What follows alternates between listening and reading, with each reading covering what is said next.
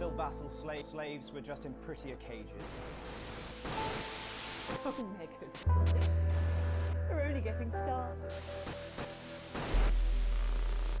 Good evening, I'm Megan Wolf. And I'm Jeremy Gold. Our main headlines tonight. Daddy, it's starting! Every single one of you's a bit Jesus. What a wild ride! Well, that's a very blunt question. France is lying to you.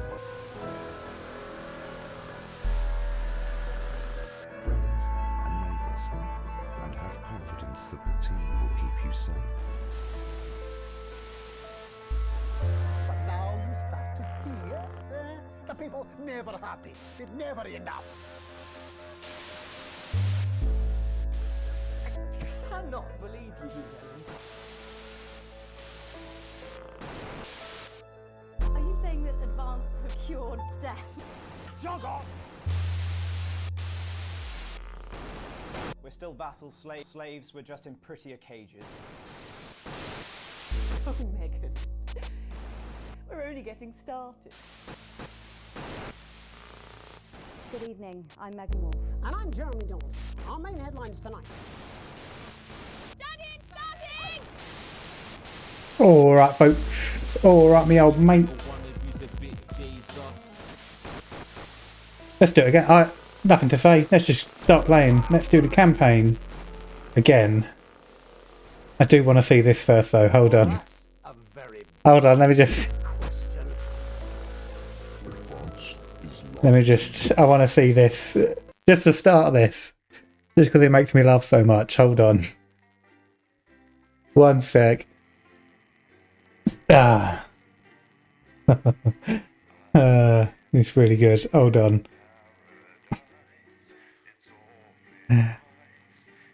Bannon is great. I think he's my favourite character in this game. Bannon.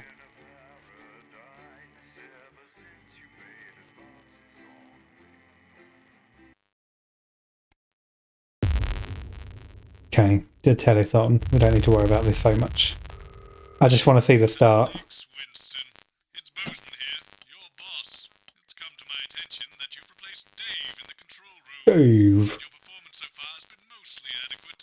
However, I'll need to observe myself to check you're up to snuff. And to that end, you'll now be mixing an old recorded broadcast to ensure Broadcast. you to my satisfaction. Don't worry, other than the odd tale of the it should require you to deal with anything new. Do keep an eye Sherry on Mumpton, Circus of the Extraordinary. in those days. And of course, don't forget to load the adverts. Bozeman out. One certainly wouldn't wish to overlook that. At 9 o'clock, we present Existential Musings as the Right Reverend David Atkinson I just need to see Graham Bannon debate the existence of on screen just through the intro. That's all I need. program with the Right Reverend This David is an absolute Atkinson nightmare. and lady Cameras are scientist set. Dr. Edith Blimey. Who's going to tell Graham? At 10:30 p.m., it's Can we time for the continue? national anthem. Well, you'll have to think of something and go live in 10 seconds. Alright, I'll keep looking for someone. I guess we'll just have to wing it until then. Can you count us in? Oh, sure.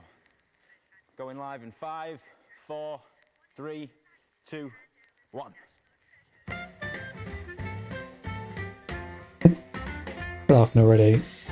Live from the capital, it's the St Fanny's Hospital's TV fundraiser for dying children. And please welcome your host. It's the Dreamboat, Graham Bannon.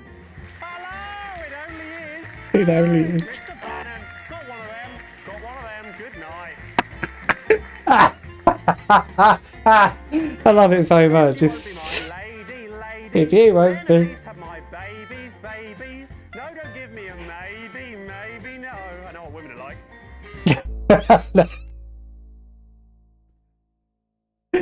So good. It's so good. I love it so much. Welcome. Go on, Eve. Go on, Eve. Good night. If you won't be my lady. Won't you have my babies? Don't you give me no maybe, no. You know what women are like? Alright, let's jump into a brand new campaign. Daddy, let's set what we're trying to do here. What are we trying to do? We sort of did a bit of both, didn't we? You ended up pro disrupt, didn't we? So let's go pro advanced on this run, I think. We'll take a look. Got one of these, good night. That's all coming up on tonight's National Nightly News.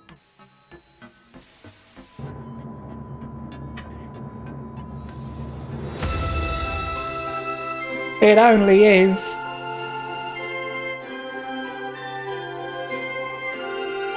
Beautiful. Isn't it just a transmission tower? Aren't they just engineering marvels? Aren't they? They're just fantastic.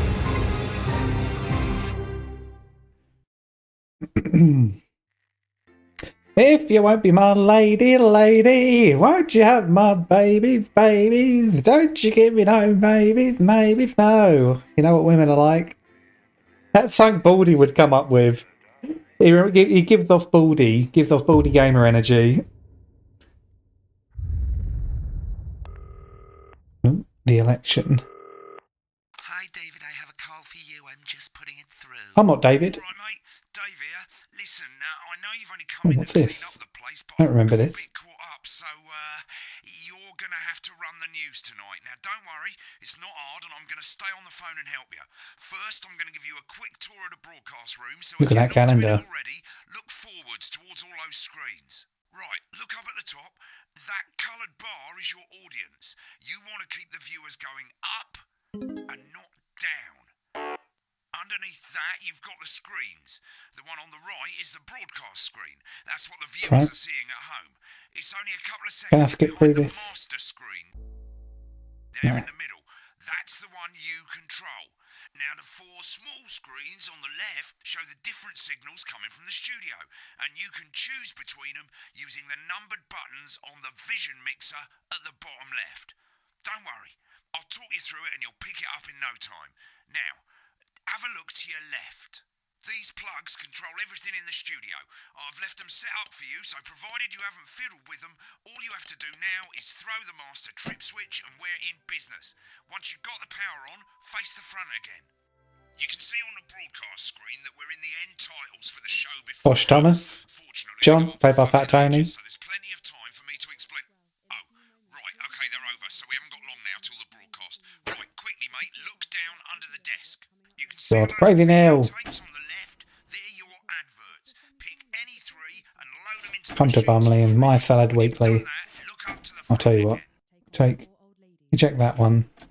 I'll swap these over. Right, won't be long now till the signal starts coming through from the station. Stay on your toes. All the bigwigs are in tonight because of the election, so we better not make any mistakes. What's this? Potato. Potato. Select screen one with the vision mixer and we're ready to go. Potato. Did I see if we make it out impossible? Yeah, I thought it might increase our Hell yeah. How did Every day, you offer me prawns every the Tony? 10 seconds, everybody. The Tony Walkman. You're trying to kill me. And yet you persist. Going in 5, 4. Good evening, I'm Jeremy Donaldson. Our main stories tonight. Okay, we're all good. Next is going to be the throw to the news titles on screen 2. There'll be a countdown, but I'll count you in as well. Just relax, mate. It's all gravy. Buys Honest Andy's Totally Independent and corners the flowered market. Top chat. Sports fans everywhere celebrate as popular footballer Johnny Hamsleeves wins Sports Personality of the Year. And a spoonful of sugar. Meghan will be chatting with movie star Lawrence Blunderclatch about his Blunderclatch. Eradicated. And, of course, we'll be going live to Advance headquarters to hear what the leaders of this fledgling party have to say on their historic Right, button 2 in 3, 2, 1. Lovely, mate. Next thing is the throwback to Jeremy with button 1 when that globe in the middle shrinks down and vanishes. You got it, boss.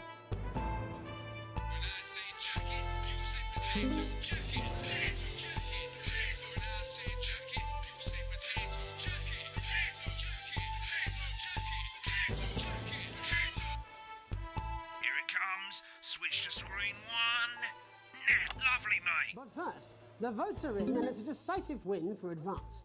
The landslide victory, with an astonishing 81% of the popular vote, is the biggest election win. Yeah, hopefully don't go off the rails this time. Advance appealed to voters. Although he did sort of go off the rails because he was Disrupt. But if Disrupt don't have a chance of doing anything, maybe he won't. We'll see. I want to keep him alive. Parties have all conceded defeat to Advance's overwhelming mandate, but have yet to appear publicly. However, former Home Secretary Right, it's going well. All you've got to do now is play the advert at the end of the segment. Make sure you don't play it too early or we'll all get fired. Now the clock at the top is counting you down to the advert. When it reaches 0, press one of the 3 play ad buttons over there at the bottom right. I normally play the first one at the first break and so on, but you can play them in any order you want. I'll count you into it as well, but keep your eye on the clock. To hear the co-leader's acceptance speech. And 3, 2, 1, advert. 1 minute back, everybody. Jeremy, I need you to fill after the ads. What? Why? Wanker Snatch is running late. Oh, I thought I'd ask him about the election. Personally, I wouldn't try to confuse him with any big words. That's the same policy we use with you. I thought that was our little secret. That's all right, he doesn't remember anything I tell him. I'm deeply uncomfortable with your burgeoning friendship. Love you too. Yeah. Hey, plus, mate. Hey, bloody plus. It's the first ad break. You're doing great, mate. But this is where it starts getting a bit trickier. This next sequence is what we call a multicam sequence, because you're going to be cutting between multiple cameras to keep things interesting. A lot of it's I hope Patrick Bannon stays with Patrick Bannon. 1. Try and keep the shot on whoever is doing the talking. 2.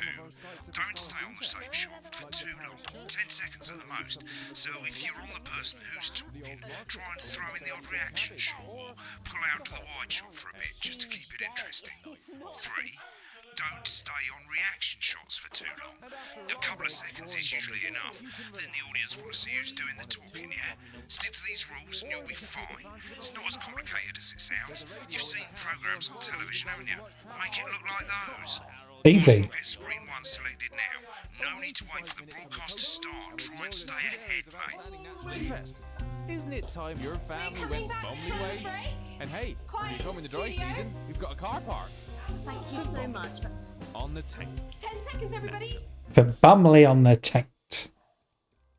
Going in 5, 4. The only postbox at Bumley. Welcome back to the National Nightly News. Later, we'll be hearing from shock election winners Advance. But first, get ready to go to Megan on screen 4. Is here with a star of both stage and screen. Megan? Thank you, Jeremy. Megan Wolf, culture correspondent. And today I have a guest who starred in everything from Shakespeare to go to Blunderclatch on screen 3 when she says his name. By none other than Lawrence Blunderclatch. Thank you so much for coming on. Oh, my dear. I do hope you believe me when I tell you that being with you here today is among... Switch to 2 for the wide now. May I say, having you here with us is among ours. Right, now just try and stay on whoever's talking. Your latest movie, which is called The Medicated. The Medicated, yes. Wow, what was that like? Well, as I said to Peter at the Rat, that's Peter Jensen, the director. Give us a look at Megan's reaction. Lovely. Now back to Thunder Twat. I've worked with him on several movies, all terribly successful. I said to Peter, what a wild ride this has been. All right. I really meant that. Wow, that is fantastic. And am I right in saying that the character you play in this movie is quite an academic one? Absolutely right. A scientist. Was that a challenge at all? What exactly are you implying? But seriously, yes, you're right. It was a complete departure from my last starring role when I played Sergeant Brock Rockman in Bullet Man. You'll remember that that was the true story of one soldier's fight for a love that surpasses all others. A love, of course, for freedom. I think it's grossed over $1 billion, but honestly, who's counting? It's a role that saw you scoop 2 Best Actor awards, if I remember correctly. It's so sweet of you to mention it, but I really am not in it for the awards, although those 3 little statues do take pride of place on my mantelpiece. With all the others, I'm sure. So, if you're not doing it for the awards, what is it then that drives you? Oh, that is a beautiful question, Megan, and not easy to answer. Like you, I'm afraid. Cut me, and I will bleed. And often that's how it feels, doesn't it? Doesn't it? Bleeding, giving, suffering for one's audience. I suppose in the end I do it for the difference. Throwing in the shots of her, just like, what are you talking about? The little people. You hope we learn more to Shoebox Studios, yes. Can bring about in the world. That's what you're getting for your birthday. Of course, we're in for some real change, it looks like, in the coming few months. What do you make of this historic election result? Oh, well. Well, now you're asking. Historic election result. Indeed. Historic is the word. Well, it's difficult, isn't it? Very difficult. But I think I've always been quite clear that when it comes to politics, one should always strive to not fuck things up. Shit, he swore. Oh, well, don't worry, he won't do it again. Sorry, I said fuck. Shit, he did it again. Okay, don't panic. I'll explain how to deal with swearing at the break. Medicated, which opens next week. Right, I've swapped the shot of Jeremy on screen 1 for a VT of the movie clip. You'll get a countdown on the screen, but I'll just let Megan cue you in. My character, Dr. Lance Hemlock, is faced with a decision that could affect humanity's very survival. Exciting stuff. Let's take a look. Looks like Blunderclatch is really losing it in the studio. I'd love to hear what he's saying, but we can't find out now. We'll go to the Rushes room together once the broadcast's over. I don't understand it.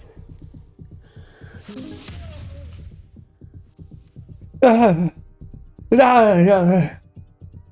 It's not your fault. You think I don't know that? Condolence mustn't think of Carol. That's Dr. Lance to you, Miss Flanagan. What is happening? I did it for you, baby. All for you. Dr. Hemlock. We're gonna change the world, do you remember? If only I listened to you. Dr. Hemlock. You told me, but I didn't listen. Didn't listen. I'm drowning, Lance, you said. What she said. No, it's all too late. Too late. Look at this.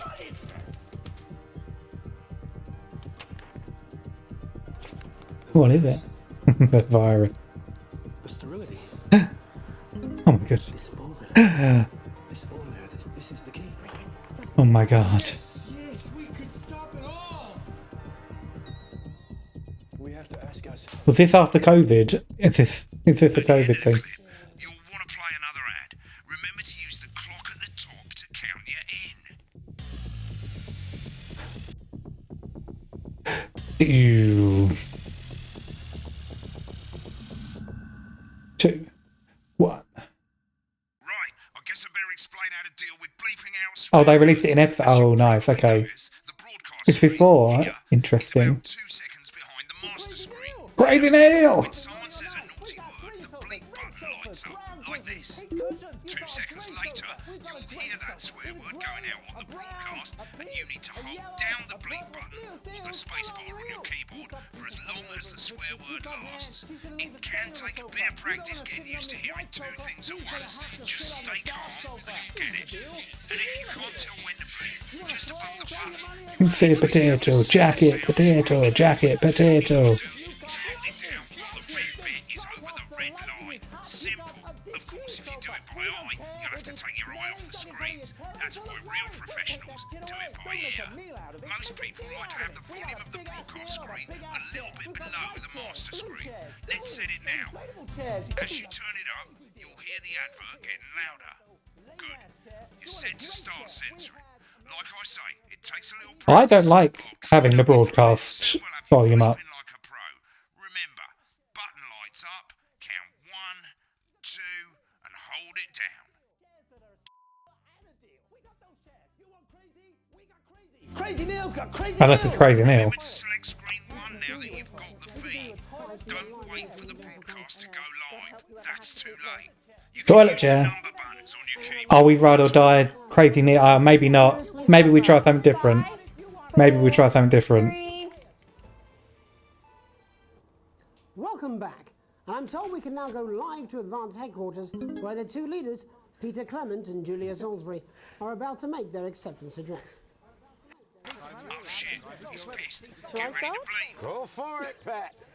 Okay, well, thank you all for coming, and, well, where do I start? What a day. They said we couldn't do it. They certainly did. They used every dirty, low-down, lying southern bastard trick they had against us. But you, the people, you saw right through their shite. I'm sorry about the language there. Sorry about that. I've had a couple of celebratory pints. Makes me coarser than a granny's fanny. Memorably put. Nailed it. But to be honest, who can blame Peter for celebrating? Throughout the campaign, you've heard us say that Advance are not a political party. A party's what you have when things are going well. When the country is suffering, you don't need a party. You need a team. A team that can change things.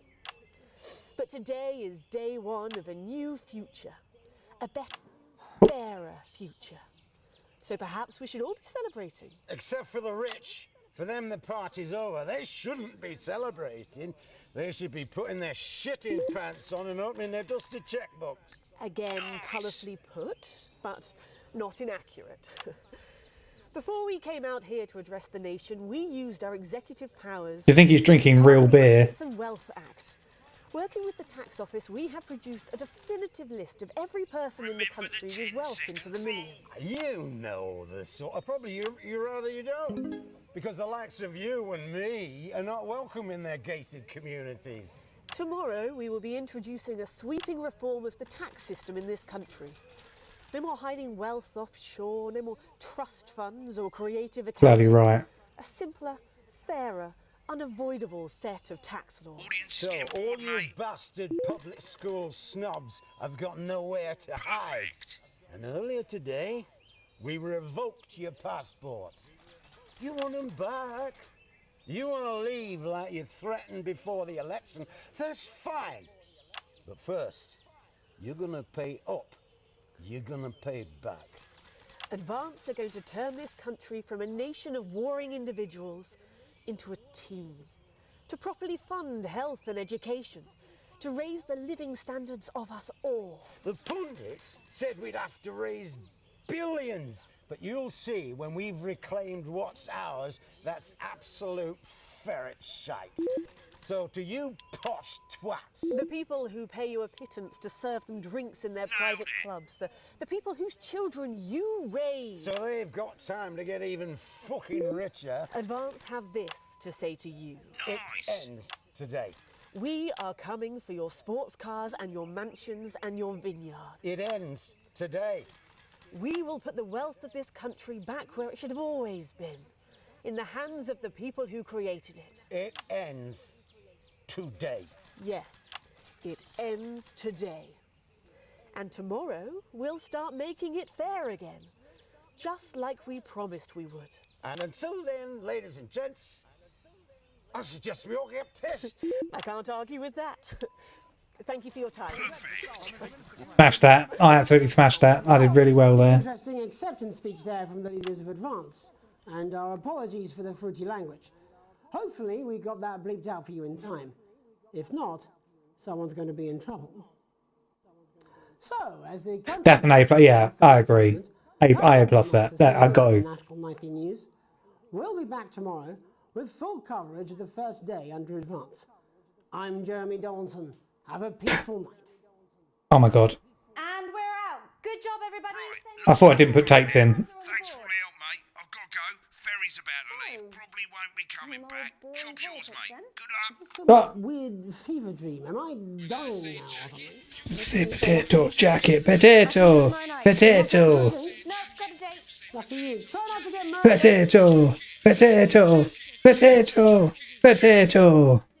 When the programme's finished, you'll get a Oh, broadcast report. get an A+ for any broadcast. Shows you how well the broadcast went. Each sequence and an overall grade. Remember, grades mean bonuses and they keep the boss happy. If you want to know more about I'm gonna get a bonus. select more info. If not, select continue to move to the next page. Right, this is the important page. It tells you how much you're going to get paid and how much wealth I'm still you have broke. overall. I'm still broke. The bottom shows you the financial state of our main advertisers, but you don't own any fucking shares shares. You're a cleaner, for God's sake, so why would you care? Yeah, got any fucking shares? Well, I suppose it'll depend on whose shares we get in. We want to keep them all low, and then we bump it up once we get the shares. Tells you how well the government's doing, and down the bottom there, this one's important, tells you what Channel 1 currently thinks of you. Ah, that's what that is. I never did quite understand what that was. Okay, that's good to know. Alright, mate, welcome to the archive. This is where you can have a quick look back at what you've done and hand it to the public.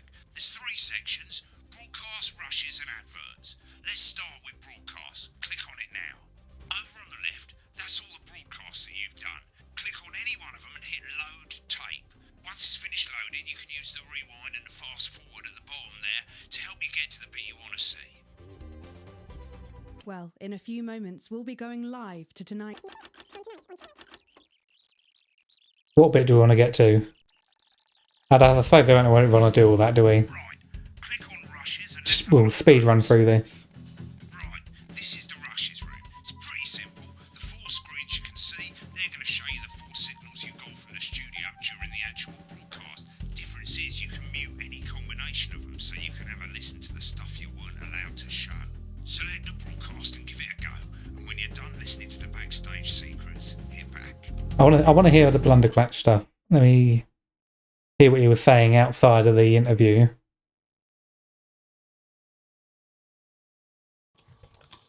These aren't my cards. Please tell me these aren't my cards. No, they're the right ones, apparently. Oh, but this gives me nothing, Jenny. They must see. I don't care, Rob. I'm not doing it.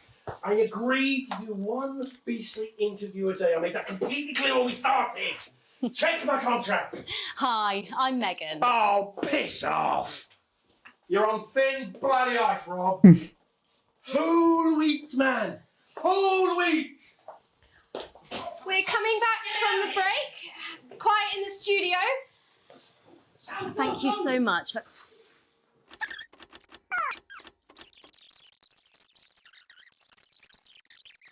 Let's get to the end of the interview. Rewards, if I...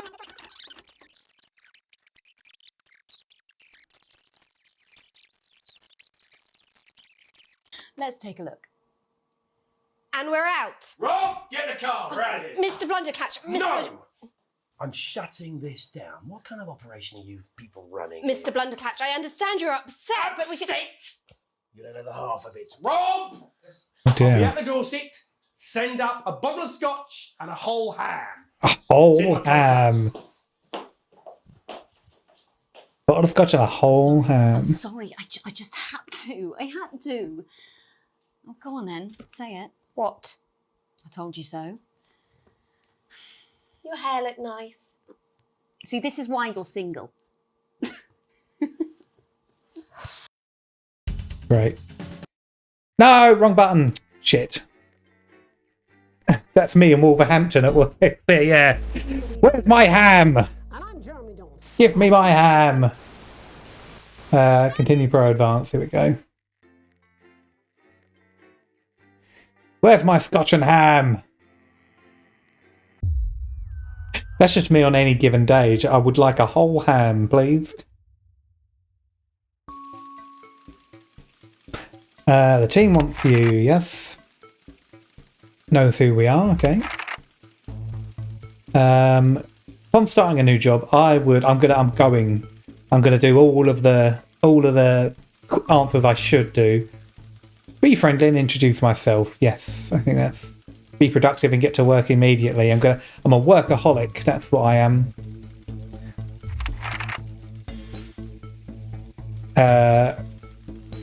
Report the violation, yes.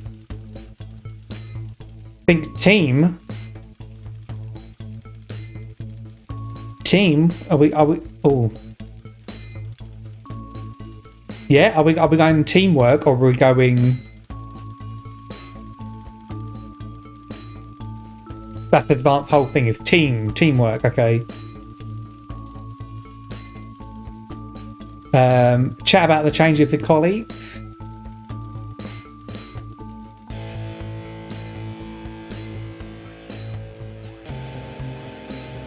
I don't want to leave work early.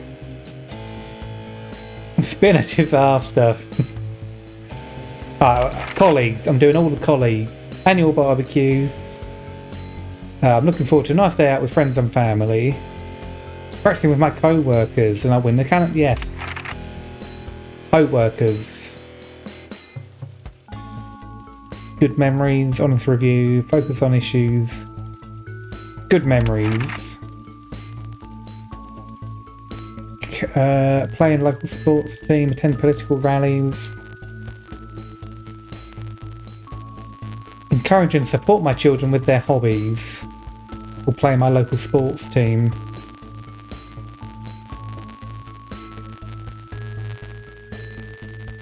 Teamwork. Sports team. Ideal holiday. Surrounded by natural beauty. Unfamiliar, discovering new experiences. Structured day out at the theme park. Romantic getaway to a tropical island paradise. Let's do new experiences and challenges. It's important that the government keeps people happy.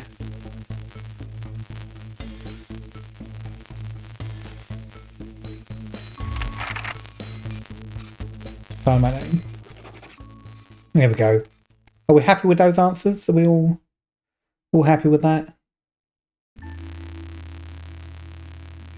Family kids gone to bed. Drying favourite coffee cup. Walnut souvenir from the first trip. Knock on the window. Chris takes a breath. Oh, and we're going to help Chris out. Are we helping Chris? Chris is the brother-in-law. Is asked that. Should I go get Sam? Need 2 minutes. Assets and Wealth Act. I literally work in the news, Chris. Total bullshit. Everyone distribute it as they see fit. No government should have that kind of power. Madness. But do I need your help? What exactly is it you need? My passport? What for? Taken mine after bloody countries, but people always say you and I look similar. Needs to leave. Once I'm out, me and my money will be safe. Need to go now before they freeze my account. Shall I let him have it this time? I'll let him have it this time. Climb the stairs to the bedroom. Careful not to wake Sam, who is cocooned in the duvet as usual. Relatable, because that's Sarah. You open the wardrobe, unlock the safe, and retrieve the passport. A sleepy voice breaks the silence. Alex, what's going on? Chris is downstairs. They're leaving the country and they need my passport to do it. It'd be straight up. What? They're leaving the country? Are things that bad? Apparently, but they'll be fine if they can leave. Chris can take my passport and get out. Yeah. Thank you. We have to look out for family.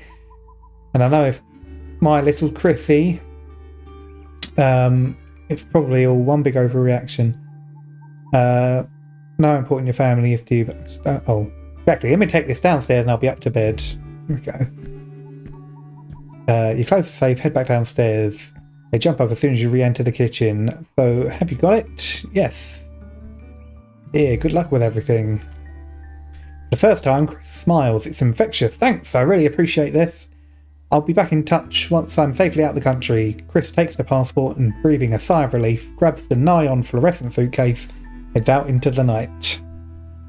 Head to bed hoping you can prise some of the duvet away from Sam without waking them. That's relatable. That's my life. Bloody women. Know what they're like. One of them. Good night. Day 8, Buckalar. What are you doing up so late? Isn't it past your bedtime? No, it's only 10 to 9. No, you're alright. You can stick around for a bit. You can stick around. That's alright. Oh, adverts.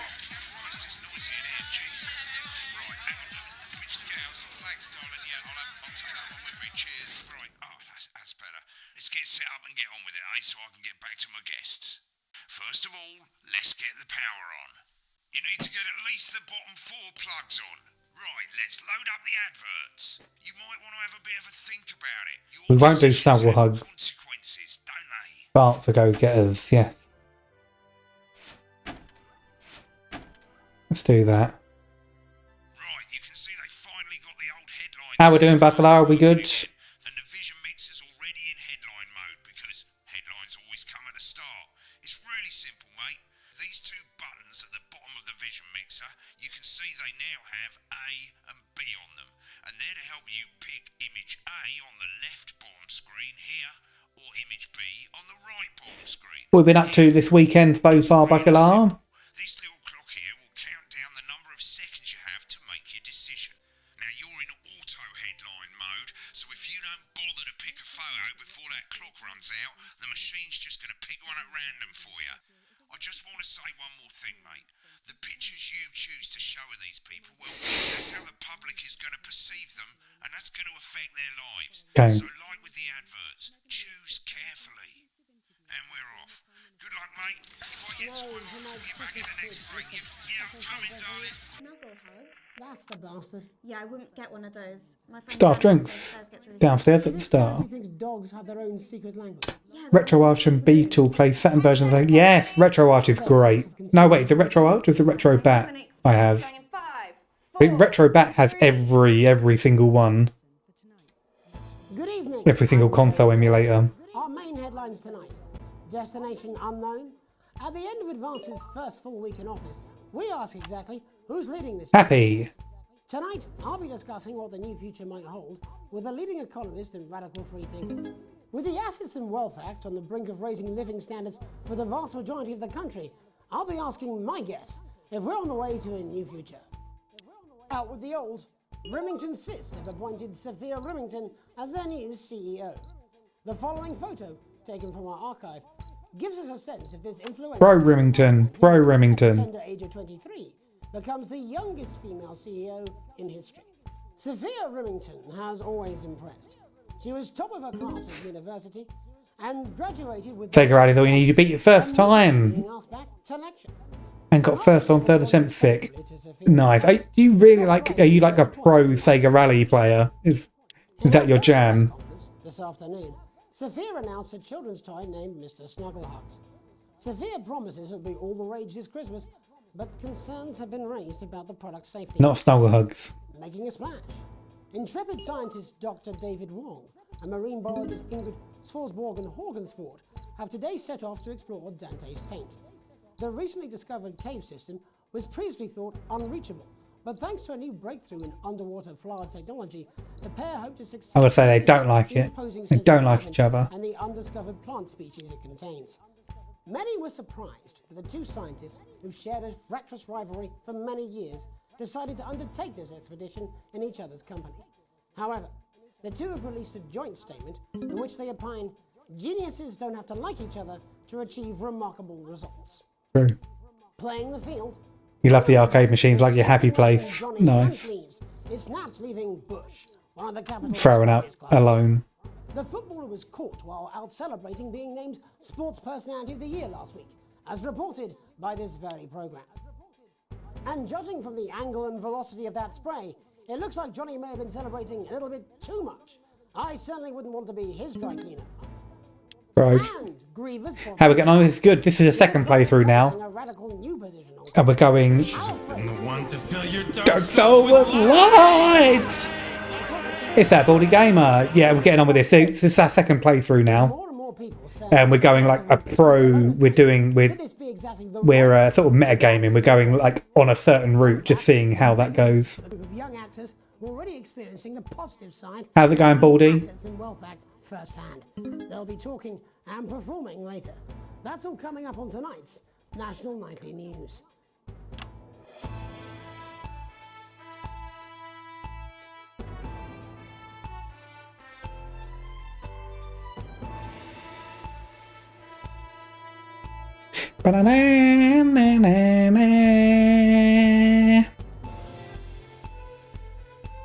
Tired, you're gonna watch a film with the missus. What film are you watching?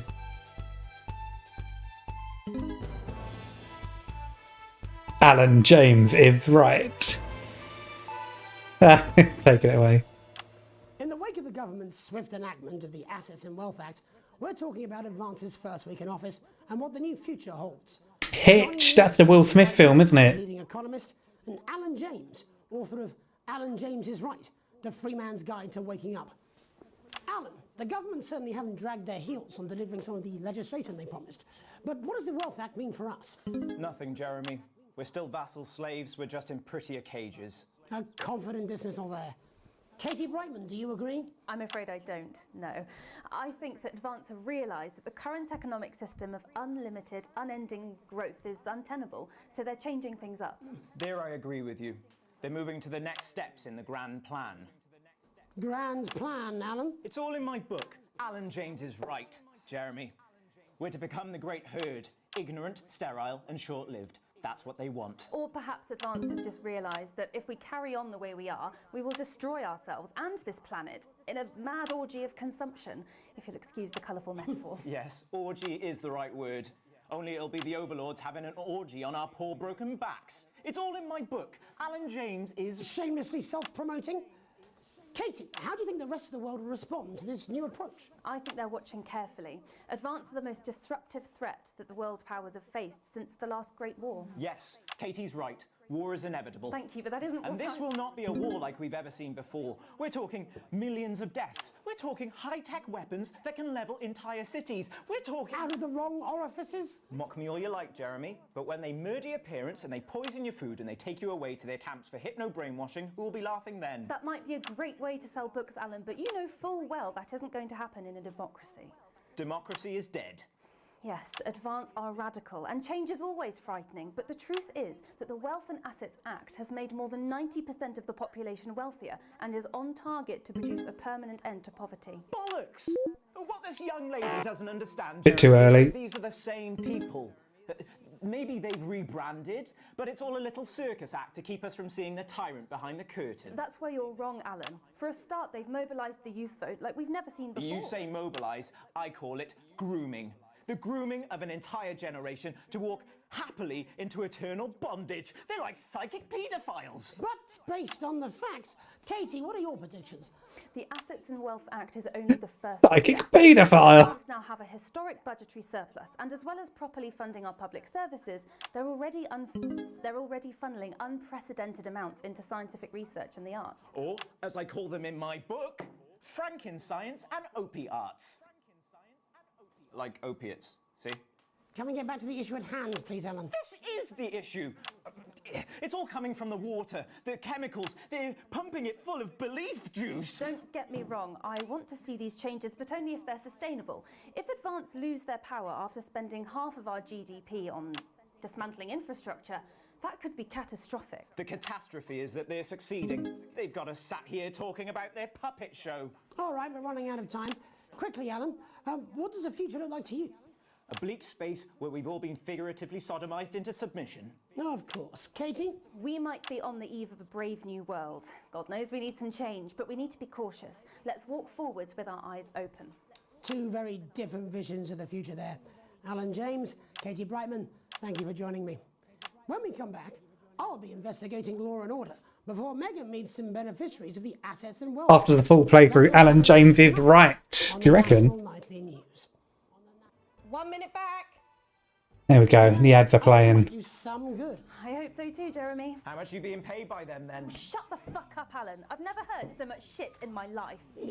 Well, we'll see who's full of shit, won't we? Alan, I can explain it to you, but unfortunately, I can't understand it for you.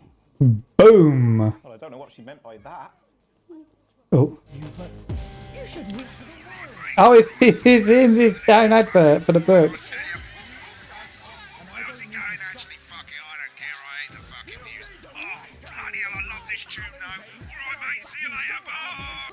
You'll still be picking facts out of your face the following Wednesday. Alan James, coming to a city near you. Check local press for dates and times. Welcome back. In our second Oh, I remember this bit. This is funny. dive into the state of law and order in our country. Advance have already tasked Eva Longoria Mendez is fit. to make Great. this serious social problem at the top of the list. I'm sure she is. Tonight, we go behind the headlines to meet the people who live with the criminal justice system every day of their lives. First up, we have Gregory Judge, a lawyer who sees the problems close up on the front line. Can you hear me, Gregory? Yes, I've got you, Jeremy. Thanks for having me. What's it like on the front line of the hard face of the cold hand of justice? Well, as you can imagine, Jeremy, we are massively understaffed in this country.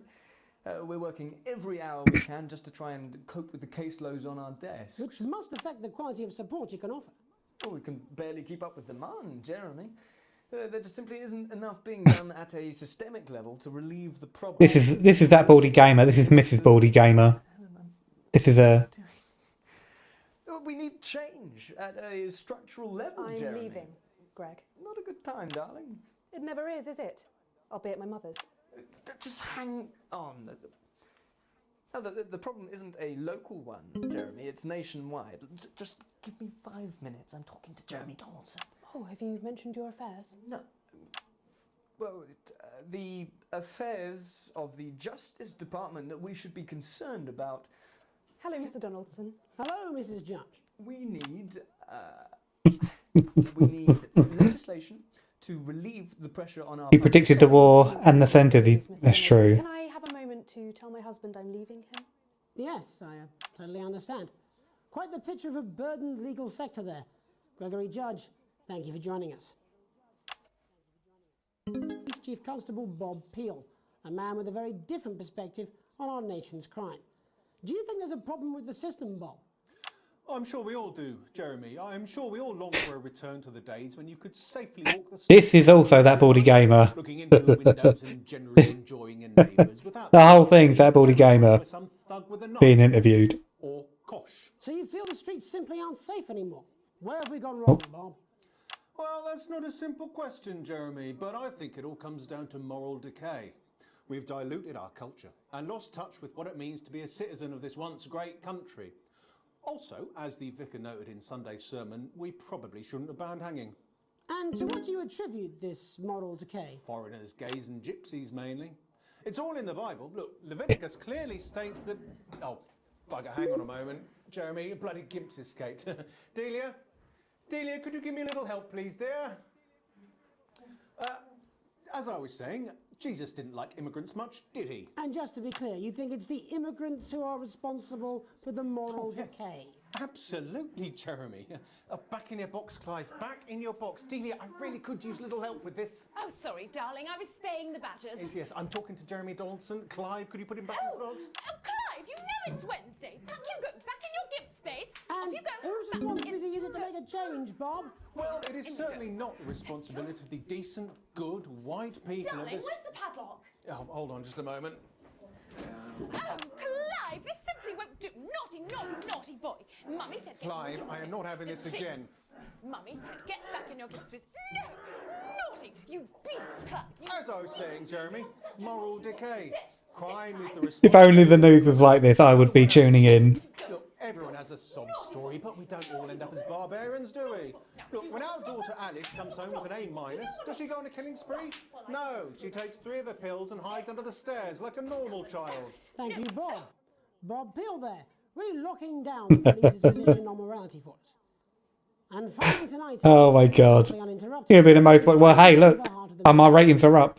Tony Dawson has recently... My ratings are well up. After serving 3 years for aggravated assault, burglary and menacing a swan. He's agreed to talk to us today, which is also, I believe, his birthday. Many happy returns, Tony. Cheers, Jez. Call me Titwank Tony. Everybody else does. No, I'm not going to be doing that. Can you tell us what it's No, I won't be doing that. Titwank Tony. Prison's a mixed bag. Structure's quite nice, but it's a constant battle against institutionalization, as you can imagine. And obviously, titwanks are quite hard to come by. I'm picking up that you're not alone there, Tony. Titwank Tony. Yeah, sorry, my friends are throwing me a surprise party. Good bunch of lads. Okay, well, we're trying to let you get back to that party as soon as possible. First, let me ask you this. Do you feel that your time spent in prison helped to rehabilitate you in any way, Tony? Titwank Tony. I don't think it's as easy as that, Jez. Soapin! Yeah, I think asking that is an oversimplification. It sounds like it's getting quite busy there, Tony, but let's try and soldier on. Since leaving custody, Have you been able to find a new job? Yeah, all the boys are here. Big Chris, Little Chris, and Vampire Chris.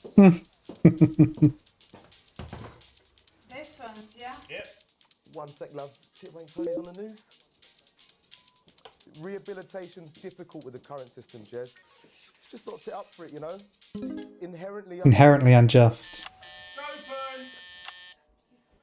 So, do you feel tempted to...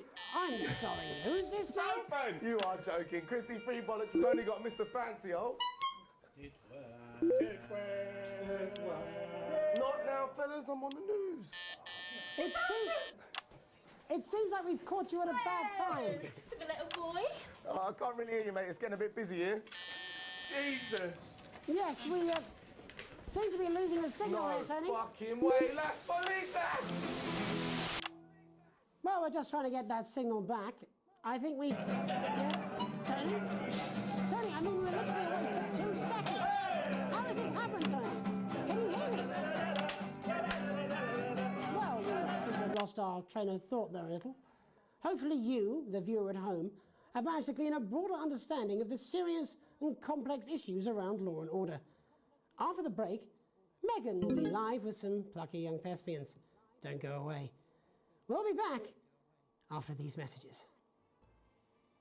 1 minute back, everybody. Oh my goodness. I ain't got long and I'm quite drunk. It's been a great night. In this next section, there's a bit of music. If you Edit with the music. Yes. you can see the result on the vision mixer, and the public will love that. Don't worry if you don't, though. You won't get punished for it or nothing. Just try and stay in the groove. Also, one last tip. When the music starts, turn down the broadcast volume. Right, enjoy the music bit. God, I love music. God, I'm so pissed. I think I might go and throw up in a bit. With the Go-Getters, you can be sure that your children will be well equipped in the march towards progress. After all, there's nothing better than 10 moving seconds, forward. everybody. The advanced Go-Getters. Forward. Camera 2. Going in 5, 4, 3.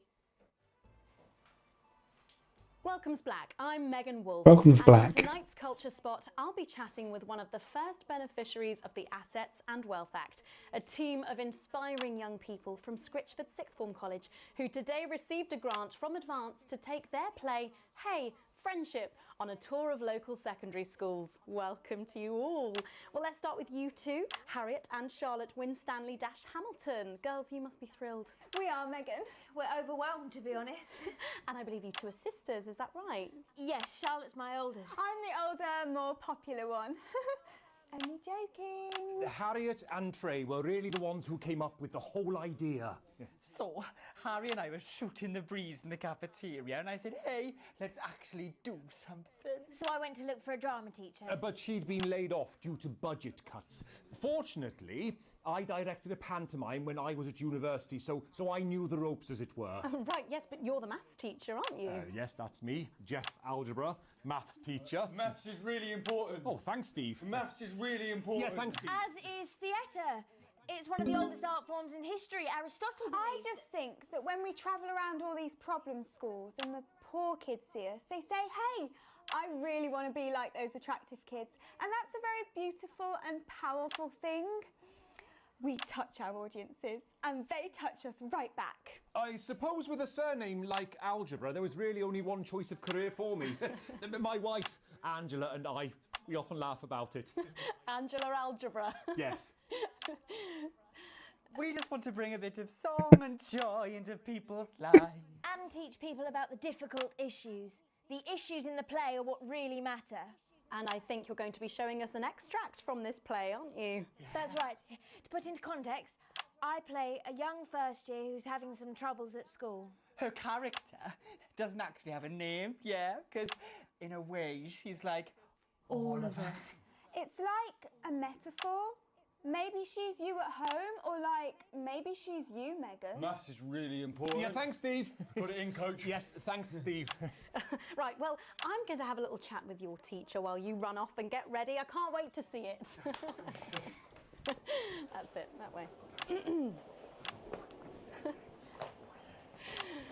So, Jeff, when did you first hear about the grant? 2 days ago.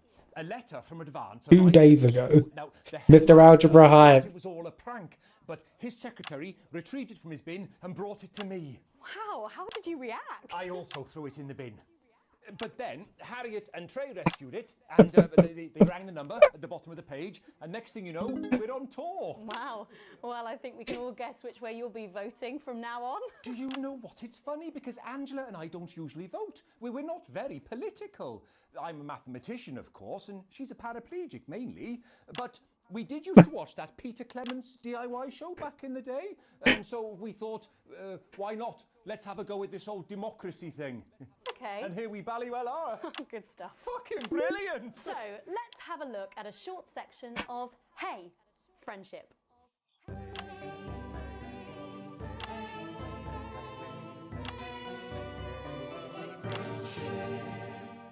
Dear Diary, I'm not sure I can take another day at this school. Another day of tears. Tears. Another day of fears. But still I walk the corridors alone. Dreading what might be around every corner. What's around the corner? What's around the corner? What's around the corner? Oh, hi Gary.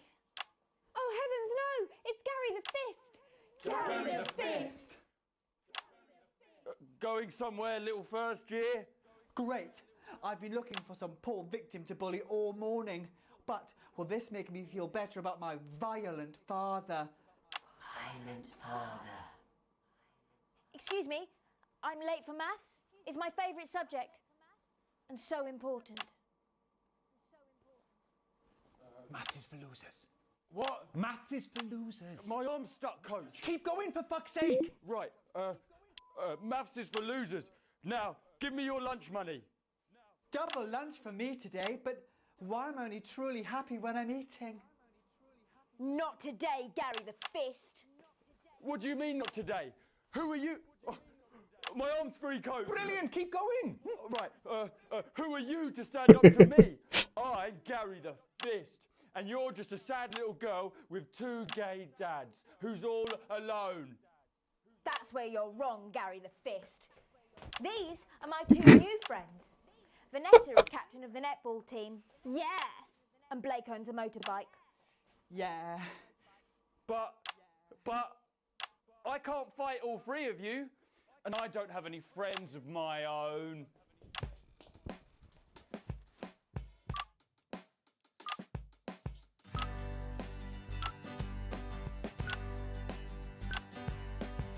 Take a look at me. Take a little look at my face.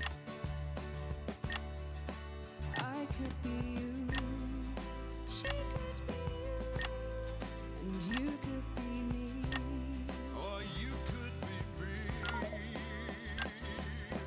Life can be peachy keen if you work as a team. It's my choice to be mean. So stop now, make a different choice. Listen to that inner voice.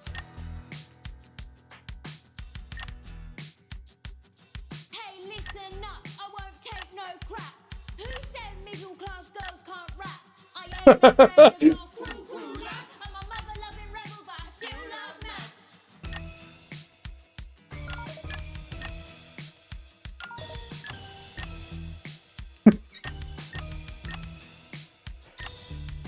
Hey, kids, I'm Gary the Fist. People think hosts like me probably shouldn't exist, but that's just prejudice, and I'd do better if you knew the way that I became Gary the Fist.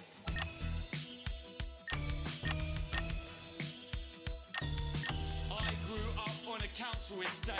The park was hip, but the flats weren't great. My dad used to come home drunk and late, and he'd hit my mum if for dinner he had to wait. Where's my dinner? It's not ready.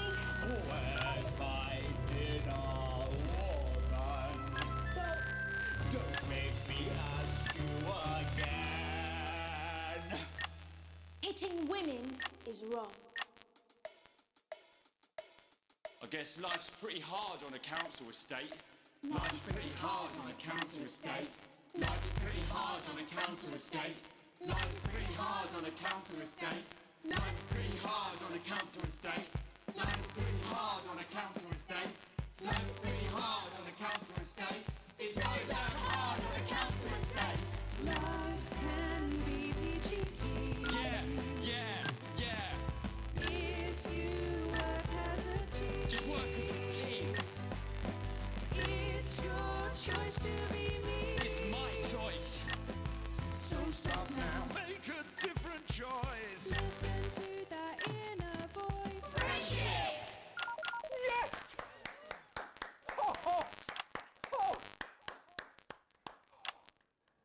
Well, thankfully that's all we have time for tonight on the National Night of News. Join us tomorrow night for all the headlines from across the Oh, it's good. My name's Jeremy Dalton. Have a peaceful night. Oh shit, hang on. There we go. What the little fuck was that? What the literal fuck was that? Oh my god, life can be peachy keen. Gary the Fist. Oh man, I'd love to make little skits like that. I would love it. Oh no, the crackling was bad. No. Oh no. Is it all right now? I think it's like temporary. I don't know if there's a way to. Oh, another A+. Yes, I'm so good at this now. A generous bonus. Worrying debt. Okay.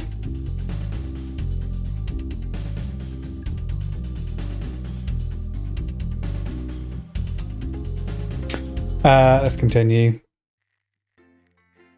Let's continue through.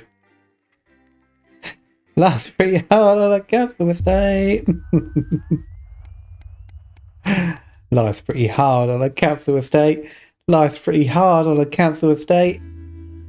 Oh. It's a theatre slightly early and Sam's already there waiting, dressed to the nines. Smile widely as you join hands and take your seats in a private box. Certainly get used to this.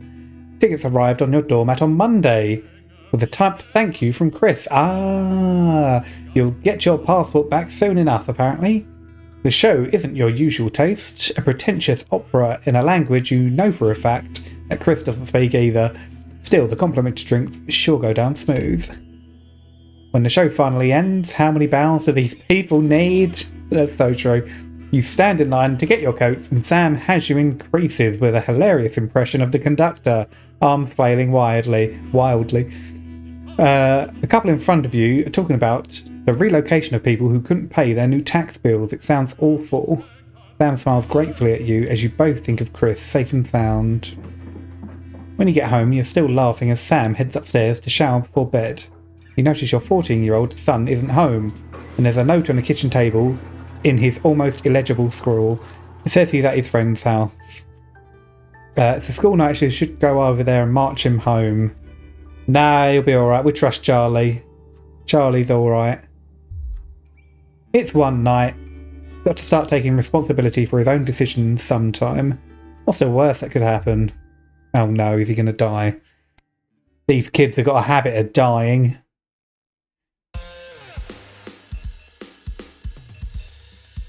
It sounds just like Van Chris. What am I missing there? Van Chris.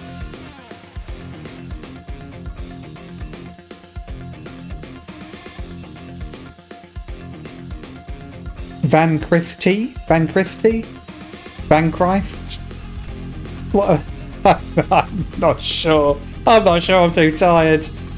It was a good one. It was good. We like that one. Oh, good. Well done, Cardinal Wiggles. You're the best. Who could be calling you while you and your spouse are at work? Good afternoon. This is a message for the Winston family. It's Miss Smith calling regarding your son. It's Miss Smith calling regarding your son, Charles. The tinny old woman goes on.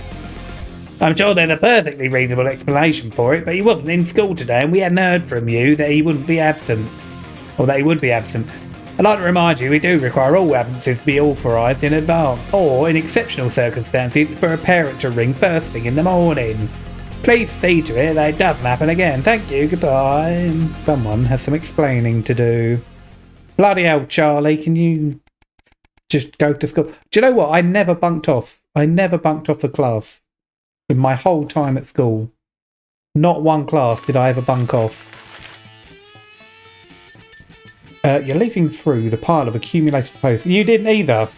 The Cuban Chrysal did. I know he did. He boasts about it to me sometimes. All the lessons that he bunked off from. You leaf through the pile of accumulated posts. Each new bill pulls on your gut like a lead weight until a flash of blue makes you pause. Recognising the teal advance logo on the envelope, you tear it open. Dear Winston resident, this is your second reminder letter regarding the Assets and Wealth Redemption Scheme. Please submit your passports to your nearest government office. God damn it, Chris, give me my passport back. As soon as possible. In order to register for the new scheme, you cannot receive your share of the national rebate without submitting these documents. Oh shit. You knew there would be consequences, but that doesn't make it any easier. We work as a team, and we are rewarded as a team. Forwards together, Julia Salisbury and Peter Clement. Chris is safe, that's all that matters, you hope. Oh no. Oh no. Chris, give me my passport back. Tucker, can't help but crack a smile as you look around the table. The snow has settled on the grass outside. Kids are pulling a cracker while your elderly mother tries to keep her eyes open. You did always have a soft spot for Christmas. Sitting at the head of the table now, my dad's place. Across from you is Chris's empty seat, probably on a tropical beach somewhere, you think.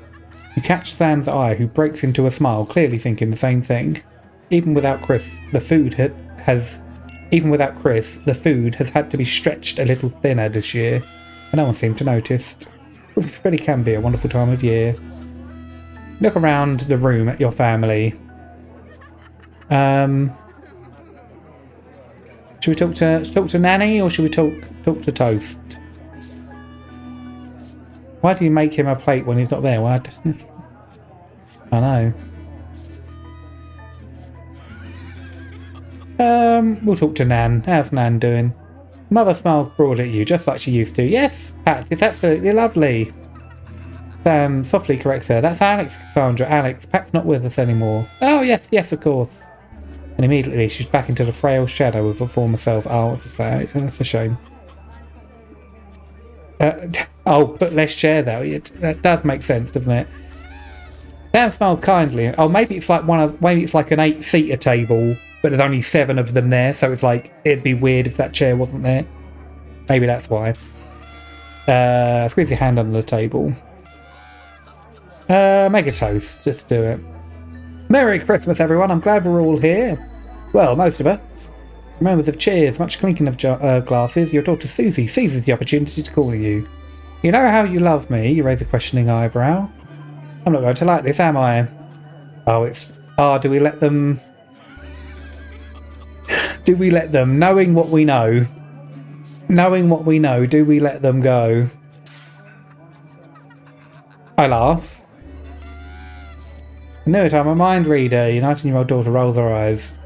You wish you could say yes without worrying, but now that your mother's had to things aren't quite as simple. Just how much are we talking here? Only a few hundred. Pushes a stray pea around her plate. It's a great effort for you not to spit your mulled wine across the table onto your elderly mother. I know it's a lot, darling, but trains are expensive. This is a great opportunity for her, and I did already say she could go. Well, if Mum said it's alright, we'll make it work somehow. I am getting generous bonuses, we'll say. You mean it? That's so great. Thank you. Mood soars and Sam put a paper hat on your head, and Charlie takes pleasure in reading everyone's god-awful cracker joke. Crackling in the cracker. Cracking phone. Room is filled with voices and laughter. Looking around your grinning family, Mother whispers, "Your father would be so pleased." Dab your eye with a napkin. Oh, okay, well that was a good choice, I suppose. Not ruining Christmas was a good choice.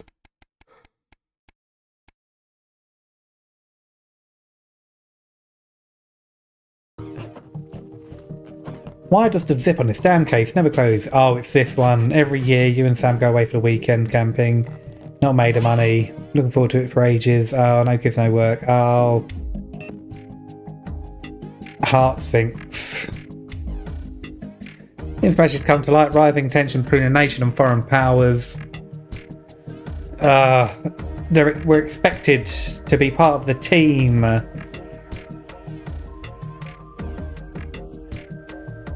I have to. It's the opposite of what I did last time. Oh no. Okay. Okay, right. We're doing that one. Ah, you sigh heavily. You're going to go, aren't you? The voice behind you whips round. You nod simply. I get it. Your family has always been your priority, but sometimes work has to come first. Why is she so understanding? Why is she so understanding? It hurts that she's so understanding. Sam pulls you close and holds you tight. A wave of gratitude washes over you.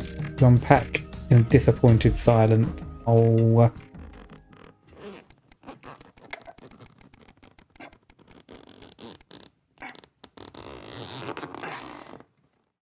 That was a big sip. Son Charlie hovers at your elbow as you read. Do you find yourself striving to achieve? Are you an active member of the team? Do you like reaping the benefits of cooperation? Join the advanced go-getters today. Forwards, together. Doesn't sound like the youth club he told you about. So I can walk there straight from school, and Ben's sister can drop us home after, so you won't have to do anything. Oh, we'll let him do it. We'll let him do it. We'll let his sister go away. We'll let him join the go-getters. And it's advanced. We're pro-advanced.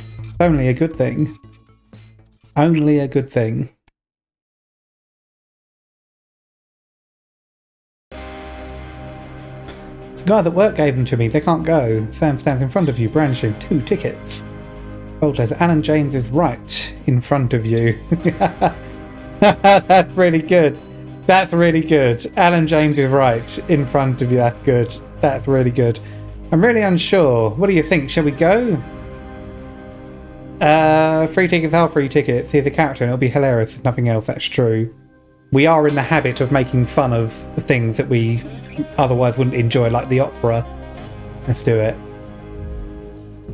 The show is entertaining, but much less funny than you thought. The powerful public speaker and something about it sticks in your mind. Lying in bed that night, wide awake, long after Sam's breathing turns heavy, it hits you. It was the crowd, not laughing, but roaring. Interesting. He's rallying. He's rallying.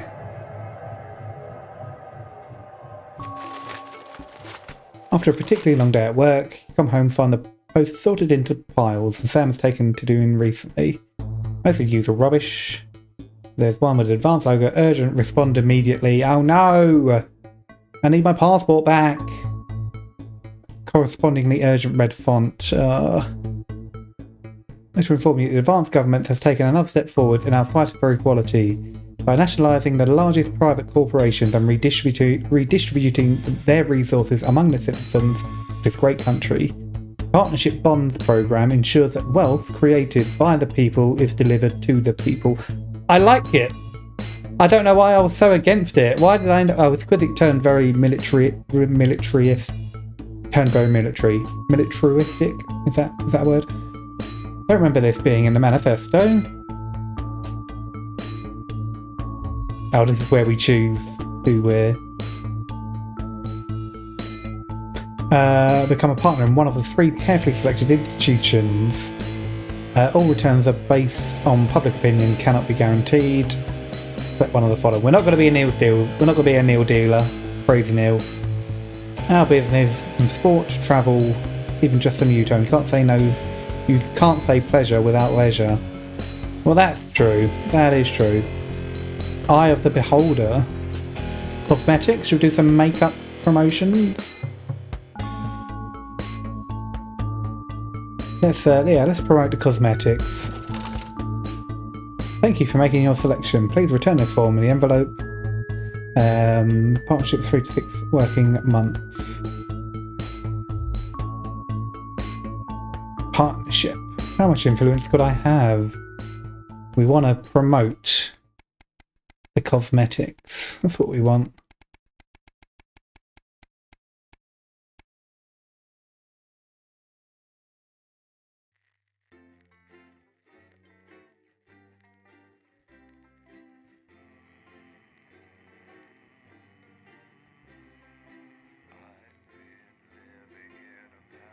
Oh, I wonder if I could just have it through my headset. Let me turn.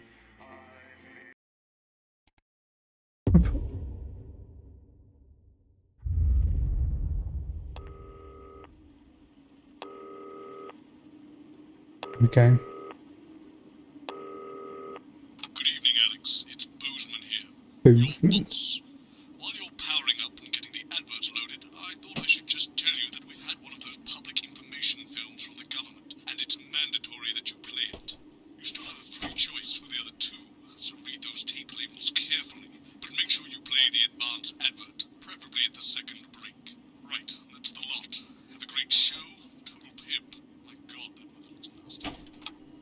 Check your prostate. Steve, why are all men such props? That well, eh? Okay. Apparently he has a We're putting our interests Sorry, first. are you saying he chose his imaginary friend in the sky over you?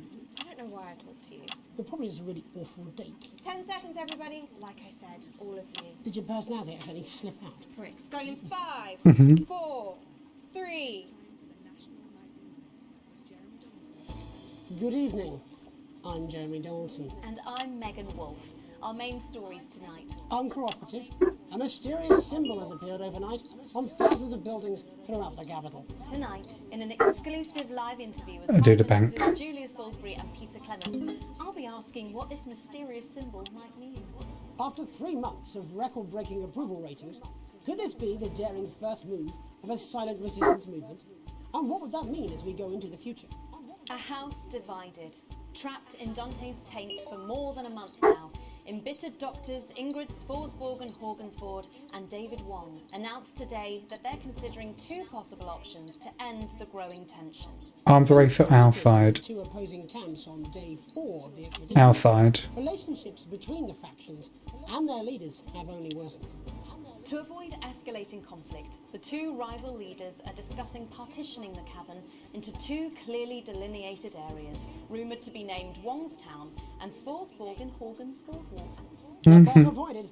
As the last Mr. Snugglehugs is found and destroyed, we ask, how could we have been so blind? Fortunately, this station wisely chose not to advertise Mr. Snugglehugs, and the subsequent disappointing sales turned out to be a miracle, as only 7 children were horribly injured by Only 7. How much worse could it have been? Thankfully, we'll never know. Julia Salisbury, who mobilised numerous government resources to recall the product immediately after the first blindings, said today that the new advance mark, which must be earned by all new products, would be a 100% ironclad guarantee. Like the UKCA marking. Fallen angel? Notorious addict Johnny Hamsleeve seems to have reached a new low in his battle with booze, as this recent picture reveals. Johnny's star certainly lacks its former glow these days, with public concern over his mental and physical health. Is he going to go to rehab? Or is he going to nut someone? The No. team at the Gentle Touches Rehabilitation Centre can help Johnny get back to his former glory. Johnny's family have asked for privacy during this difficult time. We'll have reporters at the clinic around the clock, so you don't miss a thing. Is this once celebrated role model about to become the bad boy of sport? And onwards and upwards. In an attempt to put the Mr. Snugglehugs disaster behind them, Rimington's Fist CEO Sophia Rimington today announced a brand new product that already has the markets buzzing with interest. This groundbreaking product came as quite a shock when it was Blood revealed Master? earlier today, though its critics are sceptical that the young CEO... A male contraceptive. Yes. Described as a breakthrough far ahead of its time, the male contraceptive pill is heralding a sexual revolution. Its fans are celebrating the fact that I believe it. I believe a male contraceptive pill would solve a lot of have problems. expressed concerns over its safety and side effects. With that exclusive prime ministerial interview coming up later, and our very own Patrick Bannon live at the first annual Sports Board final. You won't want to miss a second of tonight's National Nightly News.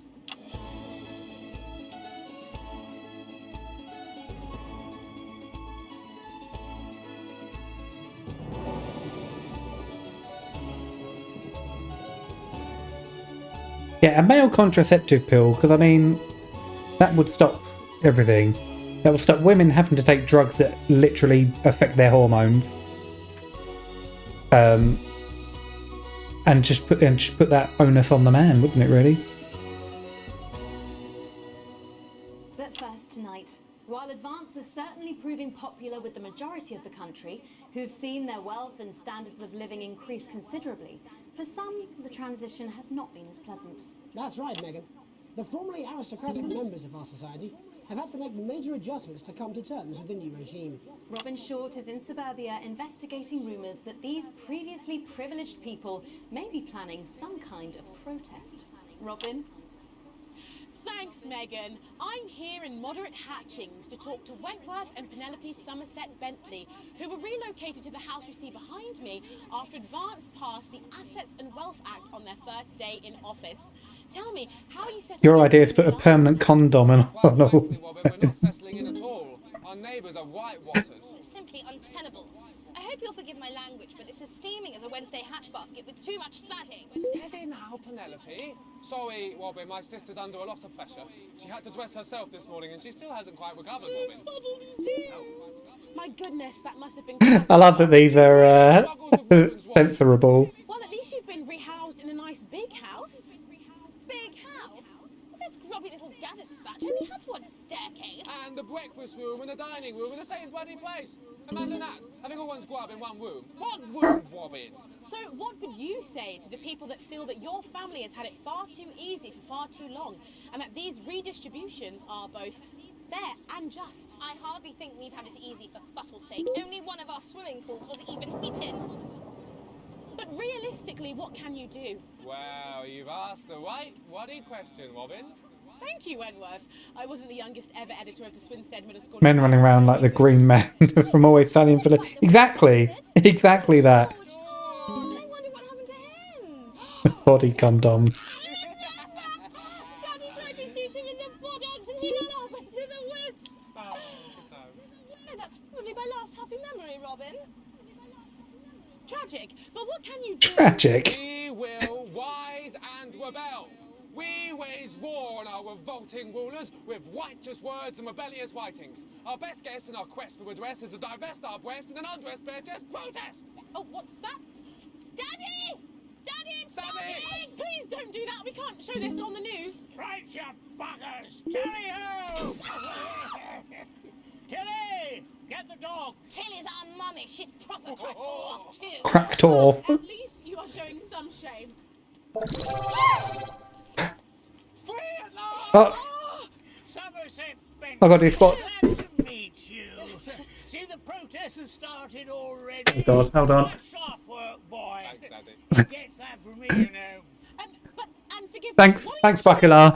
Thanks for that. Footing well heard, that's all. Language, Penelope. We are nude, not rude. Sorry, Daddy. We want the world to realise we won't roll over and run away. We will revolt. We will rise again. Yes, we bloody well will. Spaff and piff. Nude, not rude. Oh. Oh God, he's been shot. Are you okay?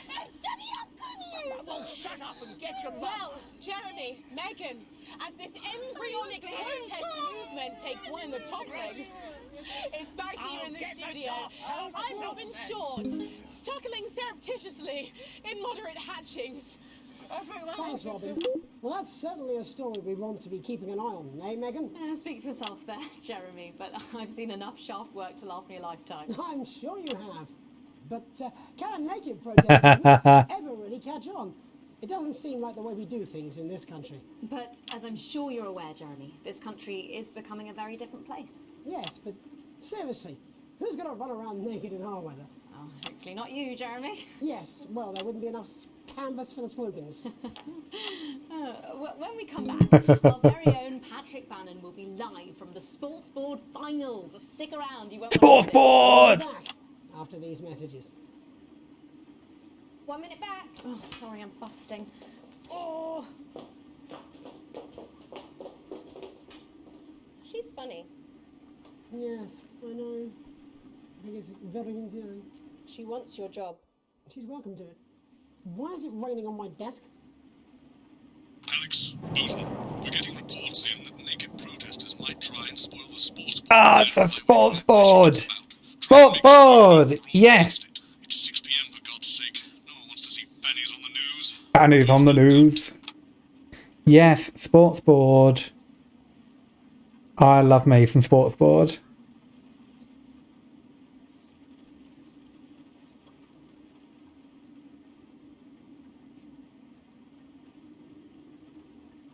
Yes, big sports board fans here.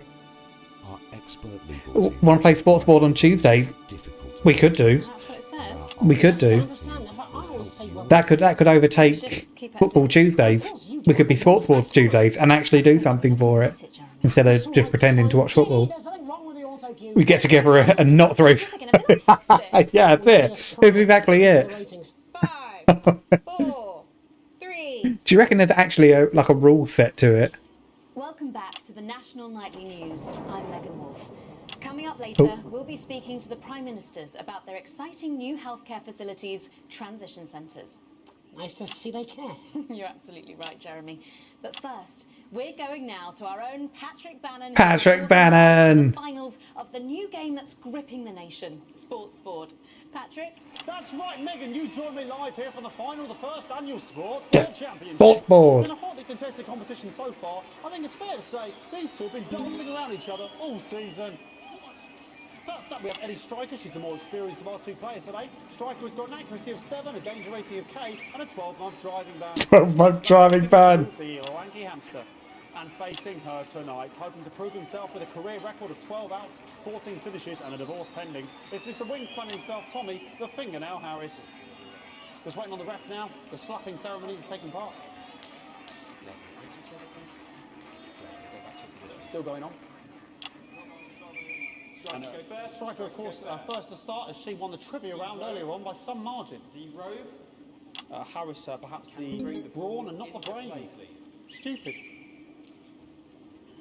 Eddie Striker. Nice start there from Striker. She's determined not to let the nerves show. Not after last time. On to Mr. Harris now. Tommy. Using his arm to pick up the ball. He's in his arm. Not a bad shot there from Harris. Back to Striker for shot number 3. All right. She's gone to sort of throwing under her legs. Not bad if you ask me. Is that contact? Don't know why you complain. To Harris. Bit of business with the ref, but it got sorted out. Back to Harris now. A ball in the hand is worth 2 in the bush. Football. Move back. I'd say that's fair, but what do I know? Oh no, and Harris is not going to be happy with that. So really not a good start there for Tommy Harris in round 1. We can only hope that round 2 treats him a bit better. But first, of course, after the argument with the ref section, it's time to change ends. Arguing with the ref section. Arguing.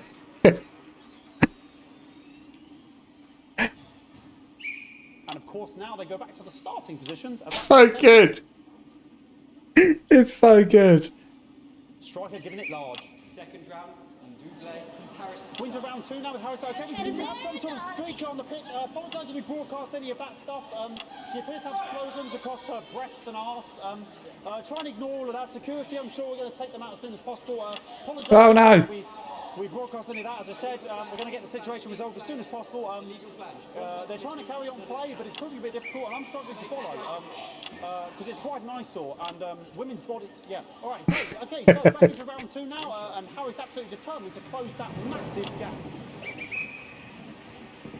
Eddie Striker. No, it's just some of the tightest play I've seen ever.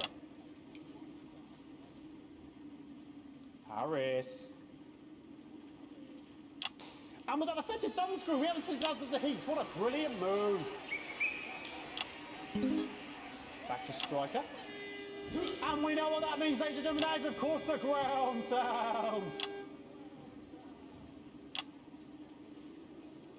Excellent bit of play here on both sides of the bucket.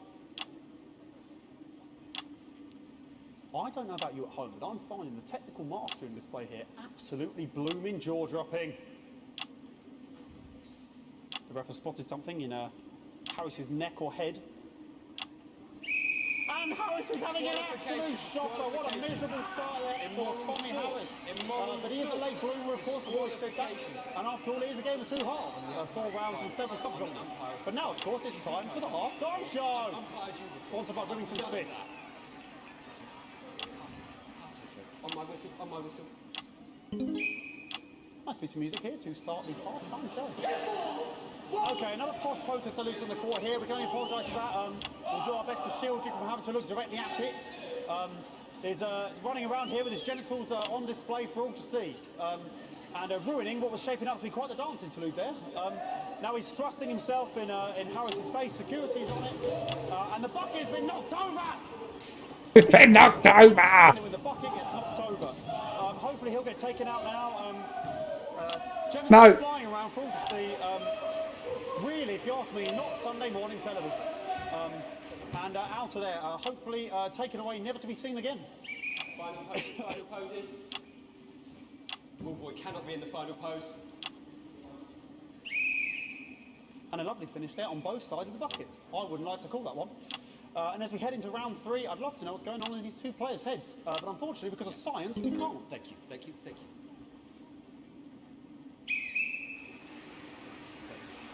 Not bad. Well, that ball boy's giving me the eye all the devil day. I don't know what's going on there. Striker there, not a great start. She looks a bit flustered, I think, after all that swinging around. Back to Harris here. God, what I wouldn't give to be that ball. Am I right, ladies? Tommy Harris. And it dribbled down his arm, which is actually a really good move, because, of course, if it dribbles down his arm and goes on the floor, it's not going in the bucket. Back to striker.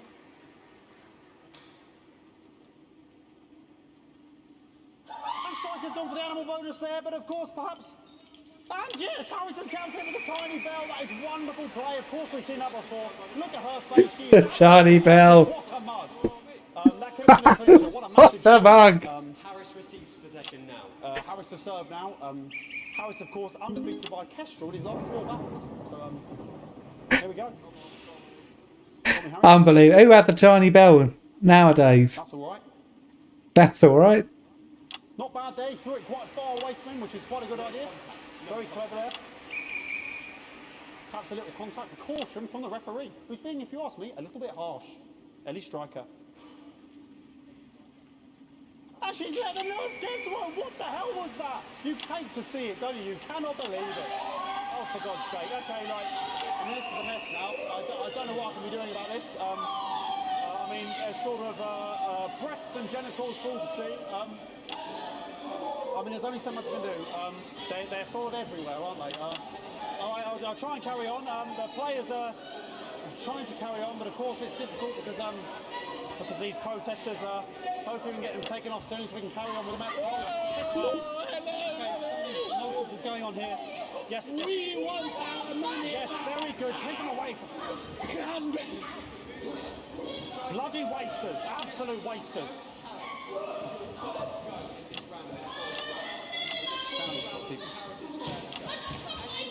Oh, jog on!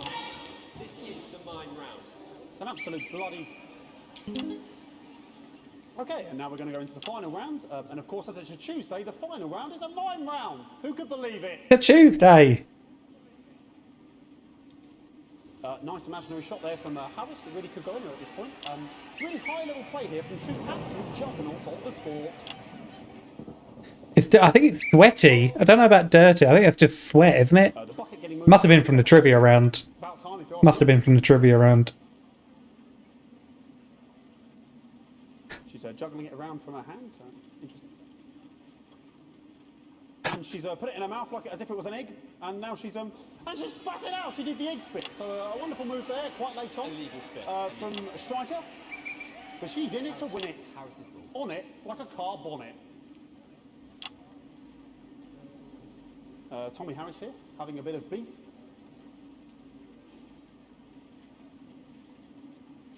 And he's peeling it as if it were a banana, which is an interesting move.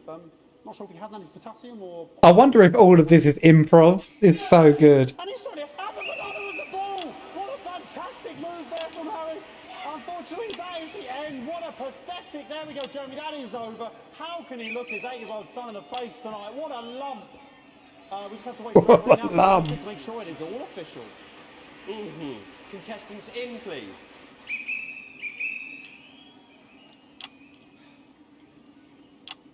And the winner of the first annual Sports Board Championship is...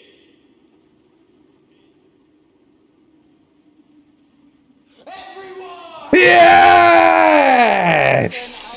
Everyone's the winner! 15th win in Sports Board Championship. 15th win. With my wife and children. Another wonderful victory for me. Here come the on-site security to collect their medals. They're 6th and 7th respectively. The on-site security, 6th and 7th respectively. Looking forward to celebrating tonight. And all I have to say, Jeremy, is back to you in the studio. Patrick Bannon there had an extraordinary final. Historic sports board, Jeremy. I didn't know you were a fan. Oh, yeah, I can wrench a doubler with the best of them, I'll have you know. I certainly wouldn't bet against you. When we come back, I'll be talking live with Prime Ministers Julia Salisbury and Peter Clement, who apparently have a big announcement you wouldn't want to miss. That's coming up after these messages. 1 minute back. Fucking microphone shocked me. What? Fucking microphone just shocked me. Cosmetics. Your face. Everything okay? My name's Helena Canterbury Boatshoe, and I'm Canterbury Boatshoe. 47! the medicated, being unconscious, and a girl with a heart. Just heard from the chaps in maintenance. The storm is laying Maintenance. the electrics, and you might notice the odd spark. Nothing to worry about. Happens all the time. Dave got shocked into a coma last year, but he was up and at 'em the next day. Anyway, our compensation package is parallel to none. Good luck. Boozman out. Oh, God. Formula actively removes harsh chemicals from the skin. The high salt content actually pulls the dihydrogen monoxide right from your pores to give you the crisp, brittle skin you've come to expect. Brittle skin. Am I here? Here with 41% of women in surveys said they loved their visible flame. 41. Less than half. Dentists would recommend it. 10 seconds, everybody. Juvica Sean, because we said so. 5, 4, 3. Welcome back. I am delighted to be joined by Prime Ministers Julia Salisbury and Peter Clement. Welcome to the National Nightly News, Prime Ministers. Oh, please, it's just Julia and Peter. We don't believe much in titles. It doesn't seem very advanced. We're delighted to be here. Well, firstly, I should ask how you feel about the graffiti that's been springing up across the capital. Should we be worried? Oh, no, you definitely shouldn't be worried. Well, not unless you've got a fatal paint allergy anyway. But yes, it does seem that there are still some people we haven't been able to help. You know, whingers mostly. People who've yet to benefit from the many advantages of the new future. And you know, Megan, as my old mum used to say, there are some pissants who just don't know how to be happy. We're working hard to reach these people, find out what they're angry about and how we can help. The door to my government is always open. Someone's dripping on me. But we didn't come here to talk about what may yet turn out to be some alternative arts project. Which we no doubt will have funded. When we want to talk to the nation about something far more exciting. Yes, your office briefed us that you have an announcement to make, but they were being surprisingly secretive about it. Let me ask you a question, Megan. Oh, okay, it's not usually how it works, but... What scares you? I mean, really scares you? It's death, Pet. She's talking about death. We're all afraid of our deaths. It's part of being human. Sorry, are you saying that Advance have cured death? That'll be a vote winner. Yep, that was definitely a drop there. But while we may not have killed it, we hope we found a way to make it much less scary. And much less painful and much less expensive. Look, which is me close-up camera? Oh, okay? sorry, yes, it's camera 4 right there. When I was 13, me mum came and got me from school. He had to go to the hospital. Me granddad, he'd collapsed that morning, so we'd all to say our goodbyes. And I went in to see him. He were all frail and pale. And I was scared because I'd only seen him the week before, and he'd been fit as fiddle. And he said to me, "Peter," he said, "it's the right time.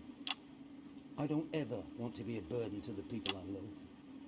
Was that the last time you saw him? Nope. 3 days later, we were back home. He lived with us for 9 miserable years after that. He had to be fed with a rubber spoon. He had a commode, so he'd just take a shit right there in the lounge while we were watching football. He wouldn't even wait till half-time. That sounds... It was awful. It were awful for us, and this is the point. It were awful for him. He could see it was destroying me, man, watching him slowly fade away. And he would beg her to turn off his breathing equipment at night, but she couldn't, or she wouldn't. It were a crime, you see. And she didn't want to lose the children, as well as her old man. No family should have to suffer like Peter's did. And now no family will have to. The health service is today opening the first of 300 new transition centres. The transition centres will handle everything for your last days. The legal, financial, medical and emotional costs are all catered for and paid for by the government. So even the poorest citizen gets to pass on with dignity when they choose. And that choice is important. Yes. This is a service only for people who choose it. For people who That's something that sort of that hit the news fairly recently, didn't it? They were trying to pass the bill for euthanasia, weren't they? Just giving me an electric shock. Are you okay? I don't know. I think I'm from my asshole. Oh, we're still on the air, Peter. Yes. Sorry. My apologies. All. Are you not worried that this new system might be open to abuse? In what way?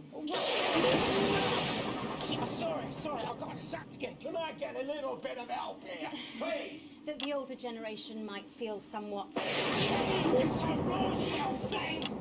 That one was massive. Right, no, this bastard's coming off. That the older generation might feel somewhat coerced.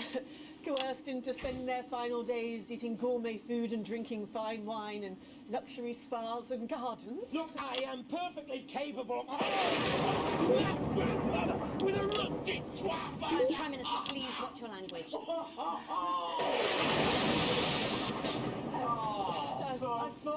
sake! Go get yourself sorted out. Right. We're launching a government information film tonight. It should tell your viewers everything they need to know. You really do move at a breathless pace. It's hard to believe you've yet to be in office a year. Oh, Megan, we're only getting started. And on that note, thank you both so much for being here. Jeremy. Right, yes, that's all we have time for tonight. Our thank yous go out to our guests. Congratulations to all the winners at the Sports Board final, and we'll see you tomorrow night at the same time. My name's Jeremy Donaldson. If you can, have a peaceful night. And we're out. Good job, everybody. Do you suffer from So they just... The same. I don't suppose there's any way this could be a good thing. It's for my nephew, so we transitioned the moment I saw the leak. I don't know what you said at the end there. A+. Oh, I'm just absolutely smashing this. I can't even begin to tell you how well I'm doing. Well, I don't need to tell you. Oh, beefy bonuses for me, baby. Worrying. Oh, did I lose money and then I've come back up? It's okay. Yes, cosmetics. Turn us up, disruptor. But channel still loves me. Okay.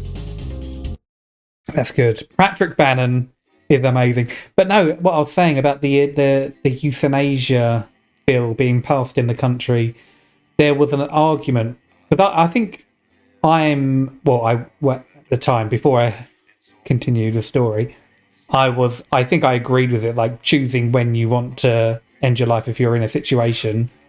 If you have that choice, that's like, you get to choose when you go, you have that power. I was like, yeah, that's great. Like, yeah, we should do that. But there was something on the news, a woman, like, anti this bill passing, said,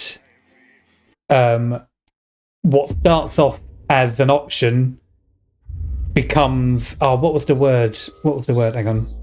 What was the wording she used?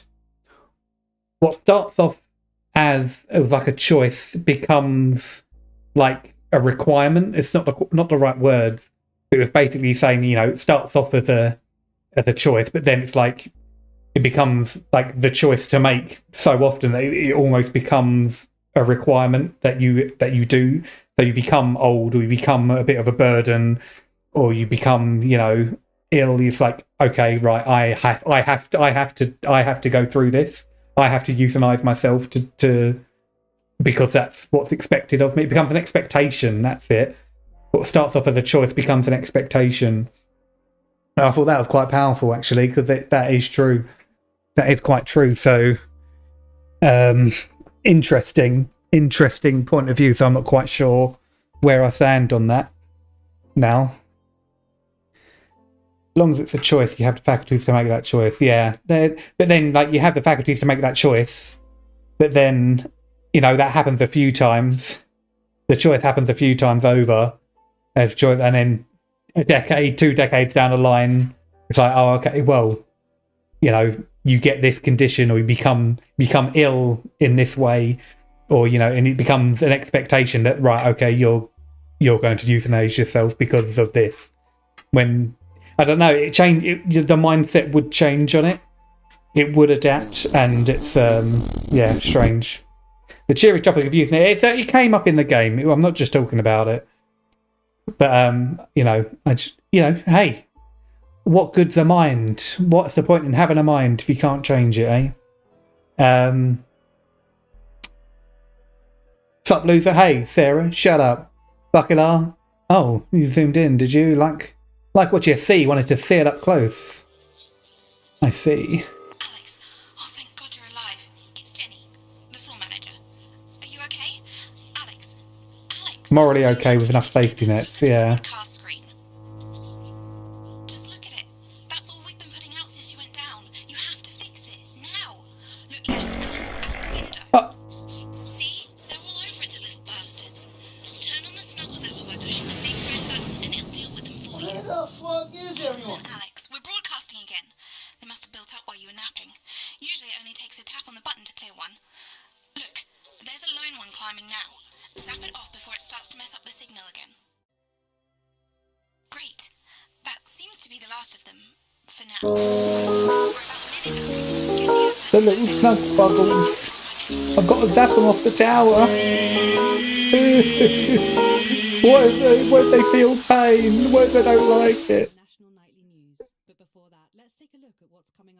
This has no credibility, Jenny. No professionalism. It's not a mess. What? Everything is where it should be. Hi. It's ramshackle and characterful, and I expect you to know the difference. How's it going? Okay, I'm bored. Yeah? Yeah. Do Does you want to have a everyone go? like my jumper? Chicken shop of London. Oh, we've got favourite chicken there. That is a good one. That is a good one. Chicken licking. Chicken place. Or chicken palace. Chicken coop. Chicken Palace, I feel like I might have actually been to. I'm trying to think which one. Western. I wouldn't have been in Western Fried Chicken. No, favourite chicken I've definitely been to. Maybe this one. Mile End. Yeah. Chicken Treat. Brixton. Morley's. Is Morley's on there? I don't know. I feel like that's too much of a... Is that London? Yeah, is it London? Chicken Express in Walthamstow. We have a, what's it called? What are you looking It's on for? here. can't remember the specific one it's called. Where is it? In Upminster. Oh. But it's like one of these, but it's... I thought it was a favourite. It's not a favourite. Yeah, it's a favourite chicken. Yeah. Yeah, they are. They do get around, the old favourites. Hello.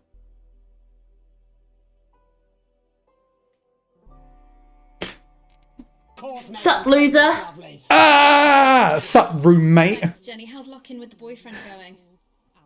Do you want your washing done? Both is clear stuff. You want your washing done? Yes, please. Ah, help me. We're having afternoon tea tomorrow. Oh, Yes, I know, I can hear her. Shall I count us in? Sausage rolls, cake and sausage rolls. Basically what you had for dinner today. what's the internal use video? Oh, I can't do the internal use video. 4, 3, Maybe I can. KFC doesn't come under these very niche chicken shop brands. I like it when they're chicken shops and they try to be like so close to calling themselves KFC. Who's that? Chicken PFC. shop. Oh, they're shop. Yeah. When they really try, like I like PFC, perfect fried chicken. Is that yeah. on there? So you got Western fried chicken, chicken licking, finger licking, chicken licking. Yeah. Oh, wait, Perfect fried chicken. PFC, there it is. I knew it. Perfect. Yeah, I'm bored and I'm hungry. Order some knickknacks. No, don't, because I will. I had them for lunch. Big old burger. I had them for lunch the other day. Yeah, cold. We had leftovers, so I had. You had leftovers. I had leftover beef knickknacks and mayo fries. Can you believe it? It was delicious. But also, I had like 2 minutes to have lunch, so I was like, and then went back upstairs. Didn't have time to make your ramen and egg. No, I literally didn't. So I was like, I want this done ASAP. Mm-hmm. Like, I'm bored. Oh. I finished Starstruck now. Oh, you finished it all? Yeah. Watch it again. Oh, he's so mean to me. No, I thought you wanted to watch it You've again. been so grumpy all day. I've been tired. You've been so grumpy all day. We're going to be even more tired tomorrow because we're losing an hour. And you're going to make me go to the gym. Yeah, probably, because we've got to eat loads of cake. What? What? Bogging at you through the TV screen is what I'm doing.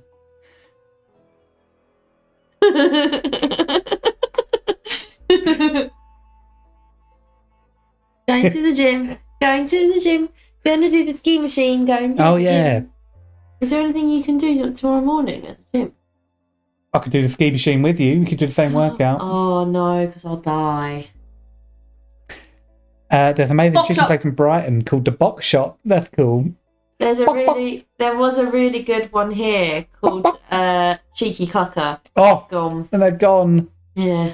But they're still within They've radius of moved. Uber Eats. They've moved. Yeah. They just we can't get it as rapidly as we used to.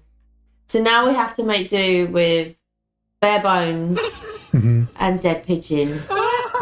Dead pigeon actually being the name of a shop. Not Yeah, it's got dead pigeons the around. dead pigeon. that Kentucky we got- Fried Pigeon. not that we just got off the windowsill. KFP. Kentucky Fried Oh my Pigeon. god, the Box Shop has got Street Fighter and Mario Kart arcade machines and a Dr. Pepper To sauce. be fair, I think I have heard of it before. Dr. Pepper sauce! See if you can order it. Maybe I'll see if I can make it. What, a Dr. Pepper sauce? Yeah. Or do you reckon it'd be anything like the Jameson sauce from like TGI's? Oh, I don't know. I loved that sauce. TGI. Was it? No, Jack Daniel's sauce. Oh, JD sauce. oh, it's so. Oh, we should get TGI Fridays. No, because it's so expensive and so overrated. Oh, the JD sauce, so good. Oh, Why don't you just buy JD sauce? Do it now. Just buy JD sauce. I am an adult. You could do that. Wait, I'm an adult. We are coming for tea. Oh man, I'm coming for that Dr. Pepper sauce. Where is the Box Shop? Brighton. Oh, it's Brighton. Right, we're going. Oh, is it Brighton? In Brighton. Oh yeah, there you go. I can read. Yeah. To be fair, I do like Brighton, but I haven't been in ages. Hmm. You got a spot right there. Yeah. I'm being groomed. Gonna explode all over your face. Oh, I got it. Thanks. Wait. Not moving. So gross to do this on stream. Thank you. She's here. I got it. No one bored. What does no one do? The house is clean now as well. Hooray! I can't even clean the house. That's probably what it is. You're just wired. You've been so busy for so long, and now you don't have anything to do. Glad you popped in at that point. Is that a pun? Pun intended. Yeah, I'm kind of just like. Yeah, I'm not even sat in a room like this. I saw it actually. I saw it at the corner of my eye. I saw it too. Not even like this room needs to be tidied. Yeah. Well, this room does. Yeah, but you don't touch this If you room. could see the mess in this room, I might just take the camera and just reveal your secrets. I actively had it that way. Yeah, and it looked way better. It is a bit of a mess. And it made sure that you actually tidied. But that's because I've been to and from Wolverhampton many, many times. Nothing needs to be clean. Exactly. You It's want all a clean. bed? You want a bed? It's all clean. See? I can't. Look, There's 4 chairs in this room, and I can't move sit your on head. a single one. Move your head. Look, there's a trophy that I got for how clean this room is. Shall I actually take a look at that? It's got a little butt on it. It does. Check out its butt. Check it out, butt. The trophy's got a butt.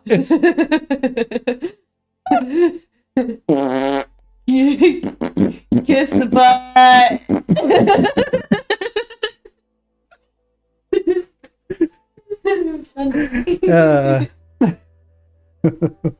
It's a very big trophy. It's because I'm so exceptionally clean.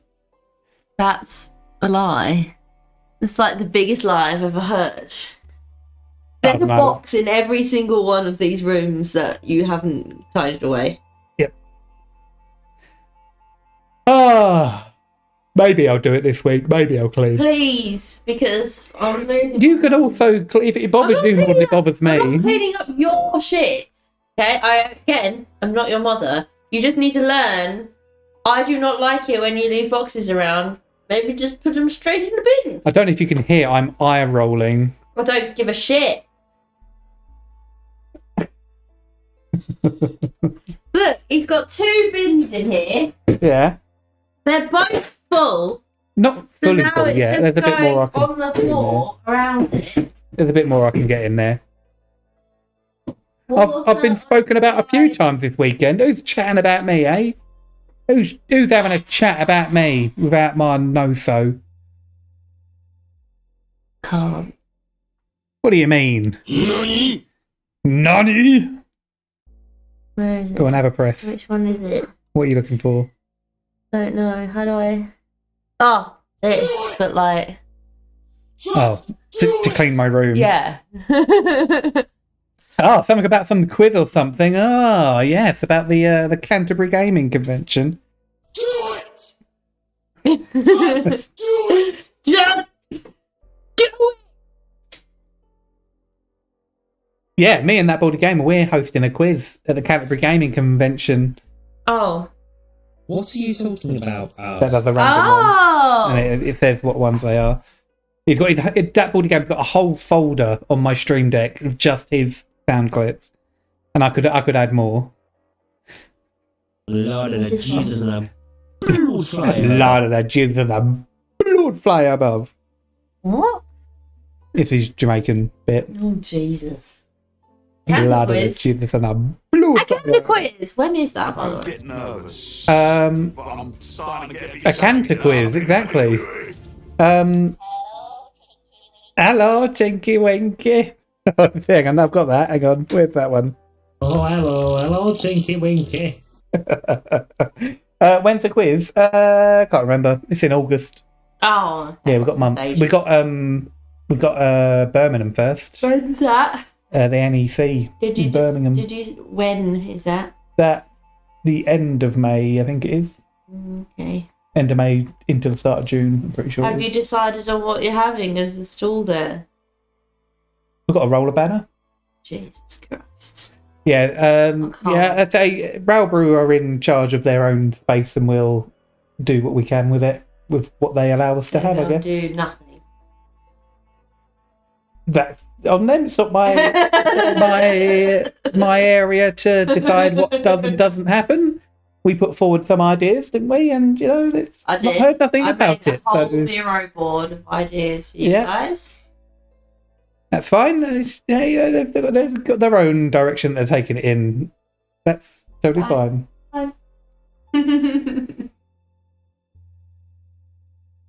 9th and 10th of August is CGC, so it's the 8th of August. This is a toenail Ew. that was on your t-shirt. Why? Well, it's not mine. So it Oh, must is it be someone yours. from the gym? Ew. Ew! Why would it be there? I don't know, have you been... No. No, I haven't. Maybe it was on... Was it in the one of the washing? bins. I got it from the washing. I wouldn't have done it. Ew! Ew. Gross! So so me and Baldy, 8th of August, we'll be doing our quiz, and 30th of May is game convention. That's empty. Move that if you want. Oh, is it? Yeah. Big bag and nothing. Yeah, it had my second ring light in it. It's my biggest annoyance that you do. Honestly. Let's have a fucking domestic on stream then, shall we? Let's start throwing things. Ah, fucking thing. Ah! Have that. Bosh.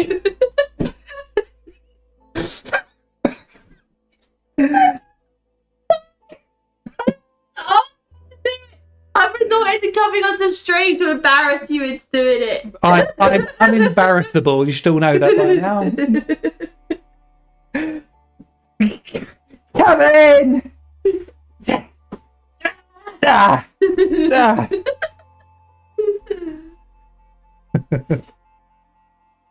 It's another FantazmaGaming stream. Yeah, hilarity and DV.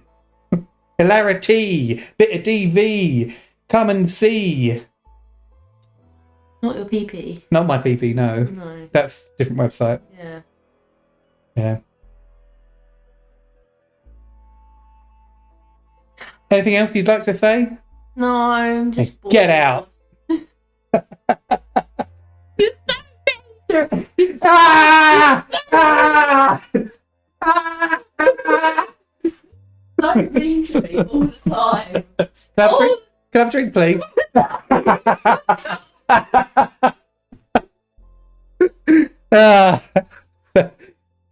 What a day. What a day. Got one of them. Got one of them. Good night. Won't you be my lady, lady? Come and have my baby, baby. Don't you say baby, maybe no. Worldwide have begun searching for their husbands. The Mr. Snugglehugs were so short-sightedly destroyed. And now, as this photograph suggests, they may be changing tactics. Built to surprisingly traditional gender stereotypes, the Mrs. Snugglehugs have been arming themselves with a variety of household implements. All the more reason to Ooh, make sure scary. the flap is taped up good and tight. This frightening new development means that even those previously thought to be relatively safe, like the young and fit, must take care to watch their backs and keep their ears Oh, open it's an for the eyeball and a soft steps killer. of sinister feet. Abuse part 2. Yeah, let me stick another marker in. Hang on. Batteries running out, and the government lockdown now in its 31st day. Domestic relationships across the country are taking some unexpected turns. Dramatic reports are beginning to emerge of uncharacteristically bold behaviour in homes across the country. And we're not talking about the model planes that occupy so much time in the Donaldson household. With dating options limited, many house sharers, in particular students, are finding solace in co-tenants they'd previously rejected as unfun, indulging in an activity that has become known as snuggle tugging. Locked and loaded, Shin Calligraphy Johnny Handsleeves seems to be taking his own unique approach to being locked in. Since checking into rehab, not much has been heard from the former role model, but this latest photo leaked by another resident today seems to confirm that all might not be well at Gentle Touches. It seems that paranoia may have overtaken the residents of the infamous rehab clinic, which this morning declared itself an independent state, claiming it had more than enough sponges to last till next Christmas. The shape of things to come? In their own version of a lockdown for more than 45 years now, the descendants of Doctors David Wong and Ingrid Svorsborgen-Horgensvold and their unfortunate team today managed to get a personal statement to the They're doing it on its own. flagellized imaging equipment. Many of the Svorsborgen-Horgens brood, as they've come to be known, have certainly captured the public imagination, with a recent vote naming Helvetica Svorsborgen-Warmensford Let's do this the one. most likely to survive a massive electric shock. Greetings from Svorsborgen-Horgens Boardwalk. We've got the generators up and running again, and not a peep from the boys' side in days now. They Boys versus seem to have girls. the ability to be able to focus on more than one thing. It's fascinating. I mean, they're monkeys, basically, flinging their feces around and playing with themselves. We've got a choice of spas our side, and the best patisseries you've ever seen. In 28 years down here, all they've managed to invent is a pointless game called Run, Kick, Ball, and some kind of Run, kick, ball. rock witch. Mum says if it wasn't for their sperm, we could probably do without them. And our top people reckon that we'd be able to make it artificially in the next decade or so. So there's I wouldn't be surprised. let's get out. It's hard to believe they've been down there so long now. But everyone knows time moves differently underwater, Jeremy. That's why baths take so long. That's right. And as anyone will tell you, the deeper the bath, The quicker the relativistic forces of temporal causality will have a measurable effect upon the fixed dimensional parameters of your environment. Yes, I've said that many times. Papers, please. With the lockdown becoming ever more rigorously enforced, having a passport is becoming increasingly important, Alex. The government caused controversy today by announcing a fresh charge of passport fraud with an imaginative form of punishment for those What found is this guilty one? of What is brand this? new but incredibly serious crime. In what's being called a draconian measure, the government has reinstated the ancient right of trial by custody. Just Trial like by in the old custody. days, if you float, you're executed on the spot. Oh my But if you god. sink, well, you'll go well with profiteroles, Jeremy. And Advance speaks out, with the snuggle struggle proving a test to governments around the world. Advance HQ released a curious statement this afternoon. Curious. In the accompanying release, they asked us to stress that they have been listening and that this should be taken as a response to how the people really feel. We've certainly done our bit on this show to contribute to the political climate. But let's not forget, how we behave in our home lives is what really matters. Let's hope it's not just me who filled out that questionnaire, Jeremy, or we're all in Let's go him. Play that statement. Hey, this one ought to take you back a little bit. I mean, seriously, why have a lockdown without a lock-in, eh? Here we go. When you're feeling hopeless and you just can't work things out, I've got just... You volunteer for trial by custard. Yeah. When there's too much water.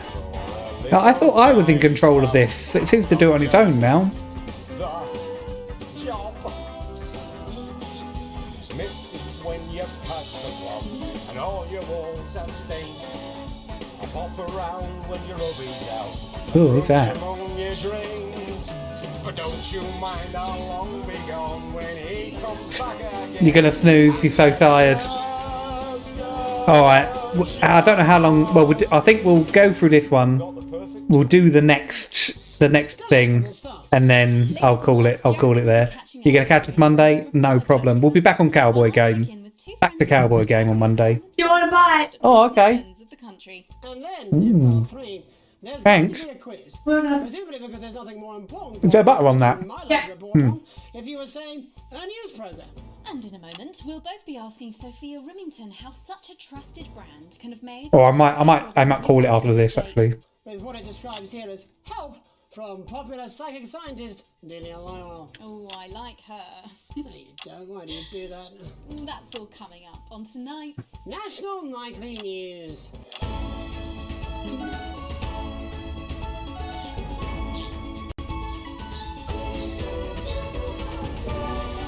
Ah!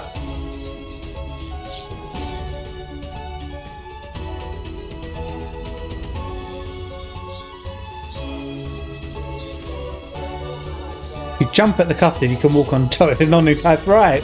True.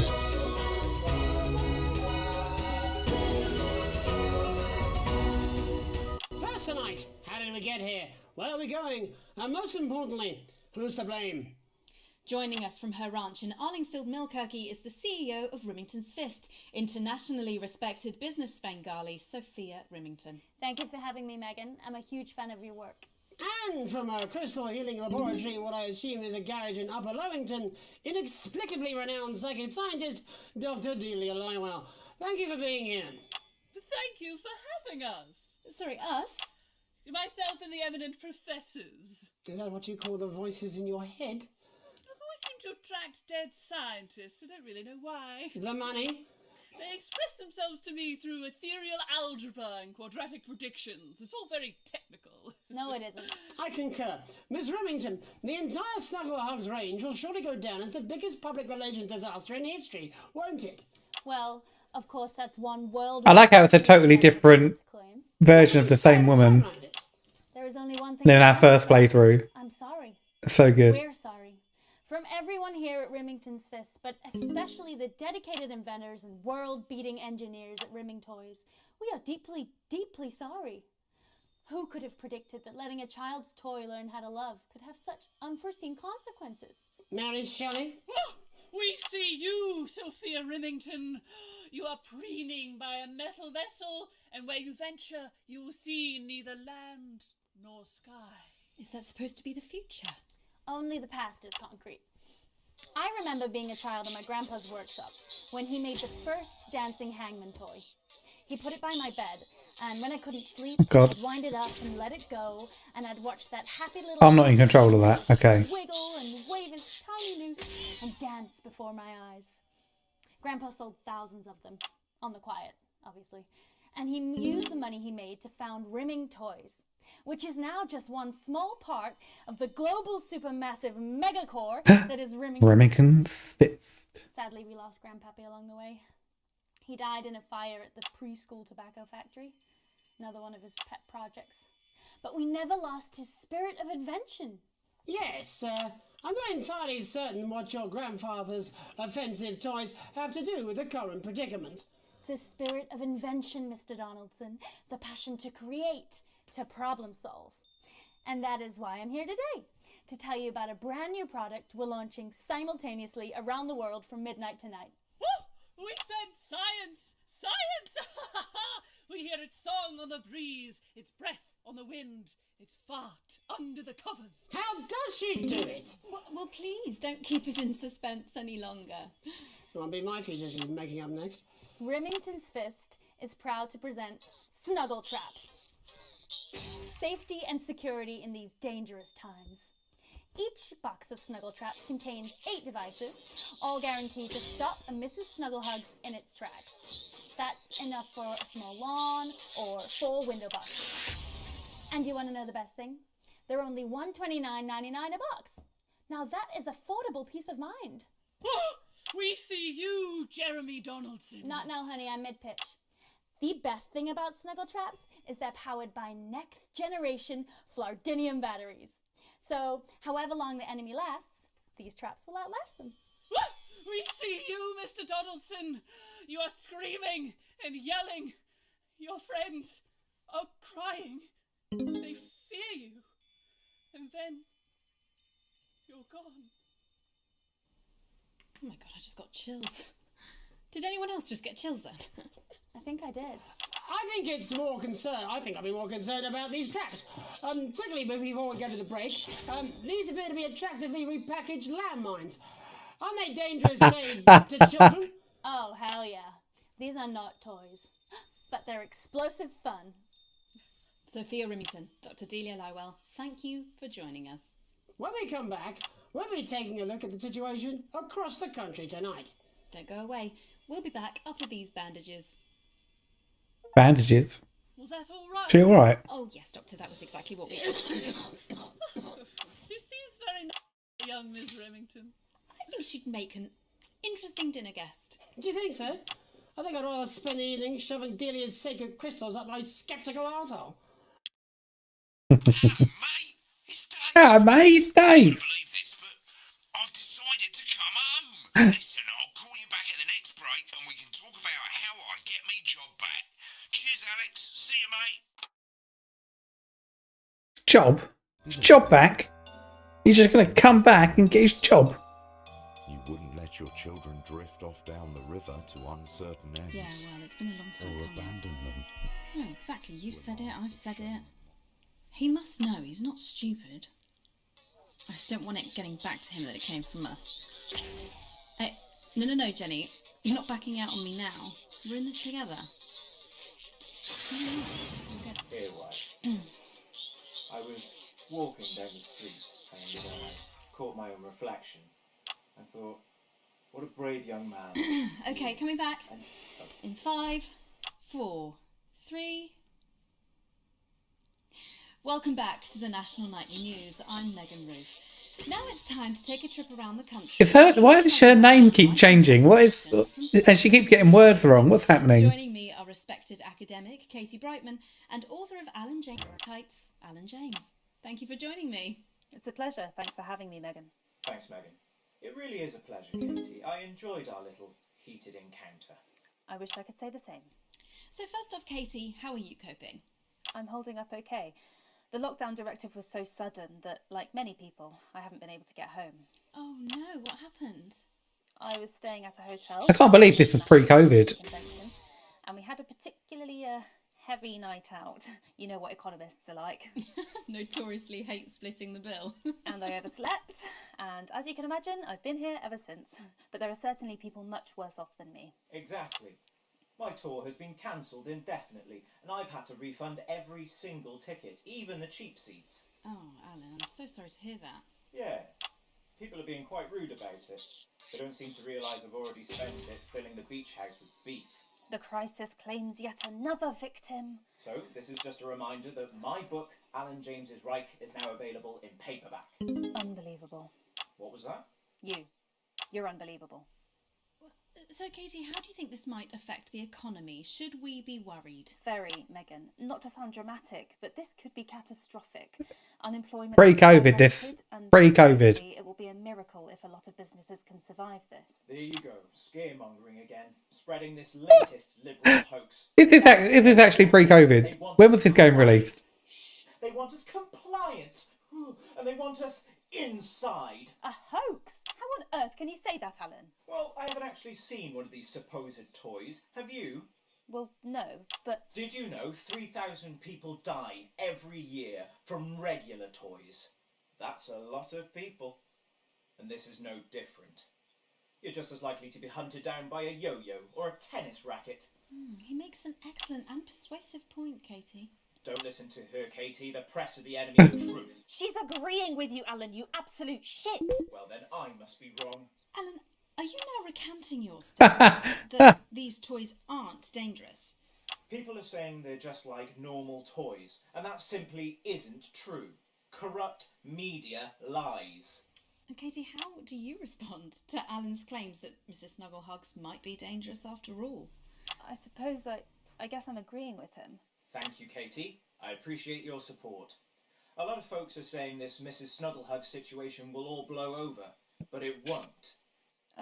Yes, right, exactly. We need decisive action from the government. We need huge financial support to protect our workers and our businesses. We need to support the... This guy's a goddamn fool. We need to repent. Exactly right, Katie.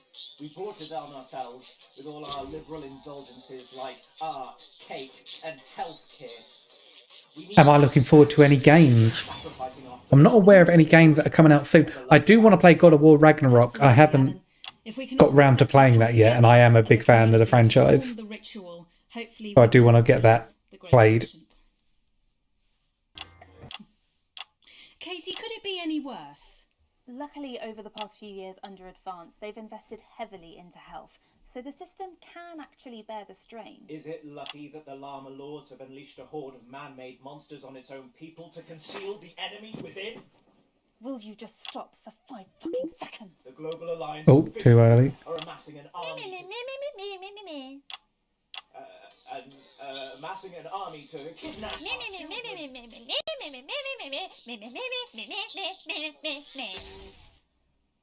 That's you. That's what you sound like. I don't sound like that. Yes, you do. You do, Ellen. You do sound like that. And that's why no one wants to be your friend. I've got loads of friends. No, you haven't. I don't think you do, Ellen. Yeah, stop lying, Alan. I'm not lying. You are. Oh, good one. Well, I'm telling. Alan James, Katie Brightman, thank you for joining me. In the same room, so great. There from two of the territory's leading minds. Any moment now, I'll be heading over to Jeremy, who is going to be bringing us an up-to-the-minute report of the status of the nation. Over to you, Jeremy.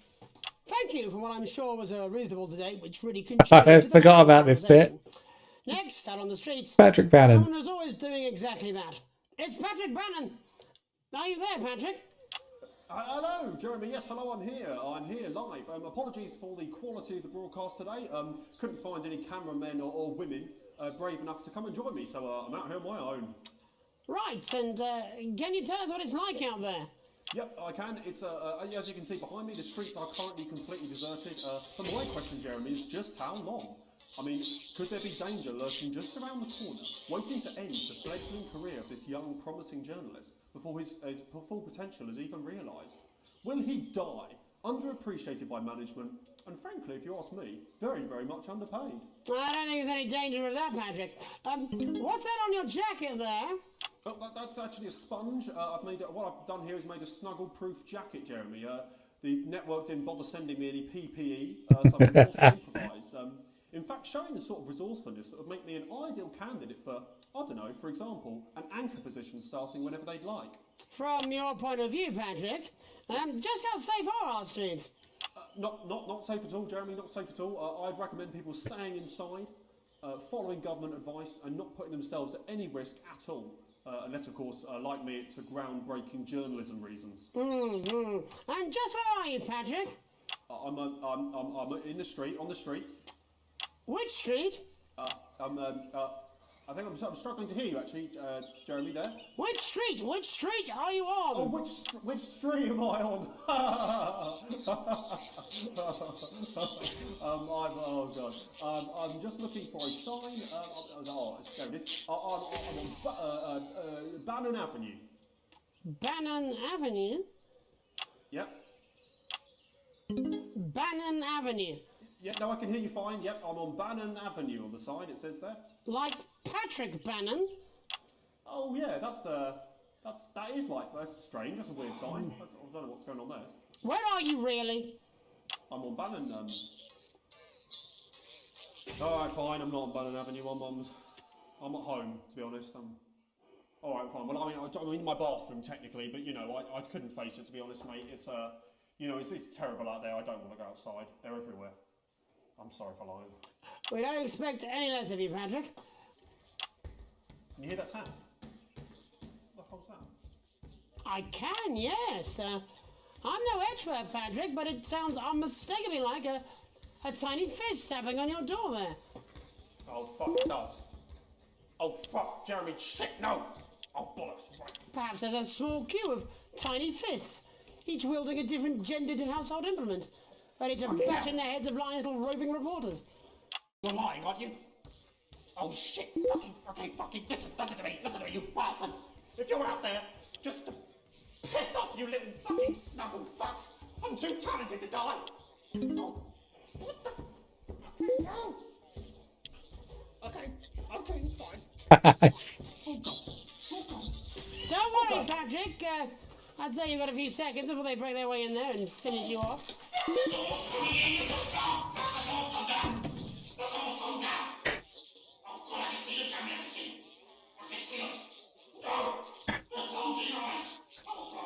What do you see, Patrick?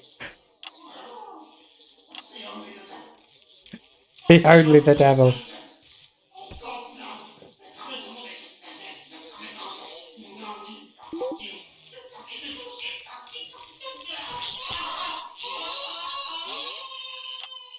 Thank you, Patrick, for that report, showing the nation, and more importantly, management, just where you belong. It's time for another break, but when we come back, we'll be hoping to take your mind off the world for a little while, and who knows, maybe even bring you a few smiles. Join us after this. You're damn right. Yeah, I had them delivered. Oh god, one of them's come in. Bannon Avenue.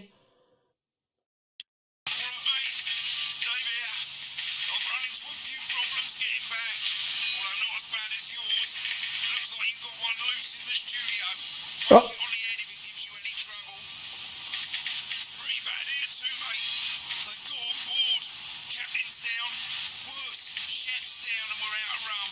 Oh no.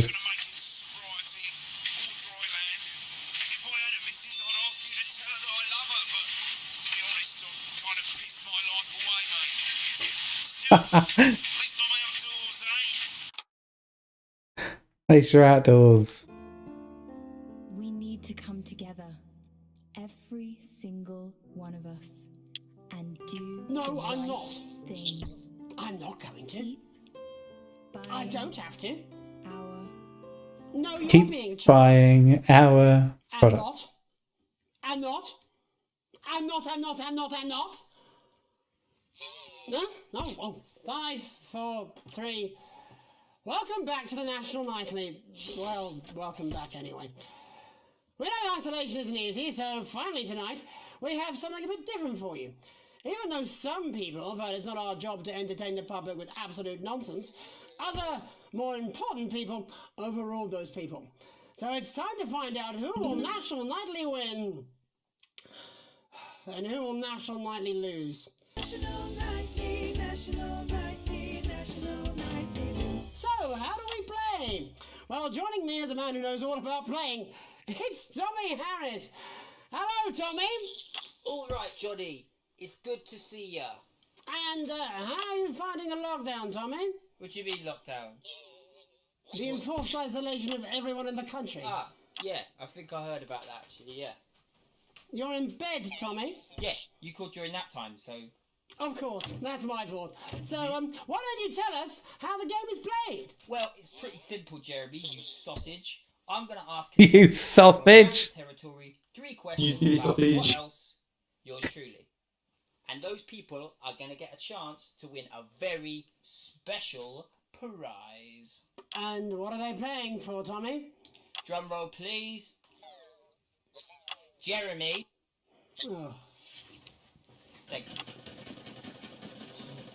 This. Is that... What is that? It's my athletic support, Jeremy. Oh. But I've signed it, so... Oh, well then, what a fantastic prize. Have we got anybody waiting to win this once-in-a-lifetime prize, Jimmy? I believe we have Angie on the line. How do you feel about winning this man's old pants, Angie? I've never been so excited, Jeremy. And can I just say, I love you. Both of you. Well, you've said it now, haven't you? Angie, I love you. In a way. Tell us about yourself, Angie. Well, what can I say? My name is Angie. Always has been. I'm a human woman, and my dental hygiene has been described as acceptable. Brilliant! Right, well, shall we get this shambles on the way? Absolutely, John. Can I get 30 seconds on the clock, please? We haven't got a clock. Yeah, I did ask for a clock. So... Well, why don't you start, and I'll stop you when it inevitably becomes unbearable to watch. I love it. All right, here we go. Time starts now. Question 1. When is my birthday? The 13th of August at 7:19 a.m. That is absolutely correct. Question 2. What is my favourite colour? Crushed praline 4. Correct, the colour of my nipples. And finally, Angie dear, what is my star sign?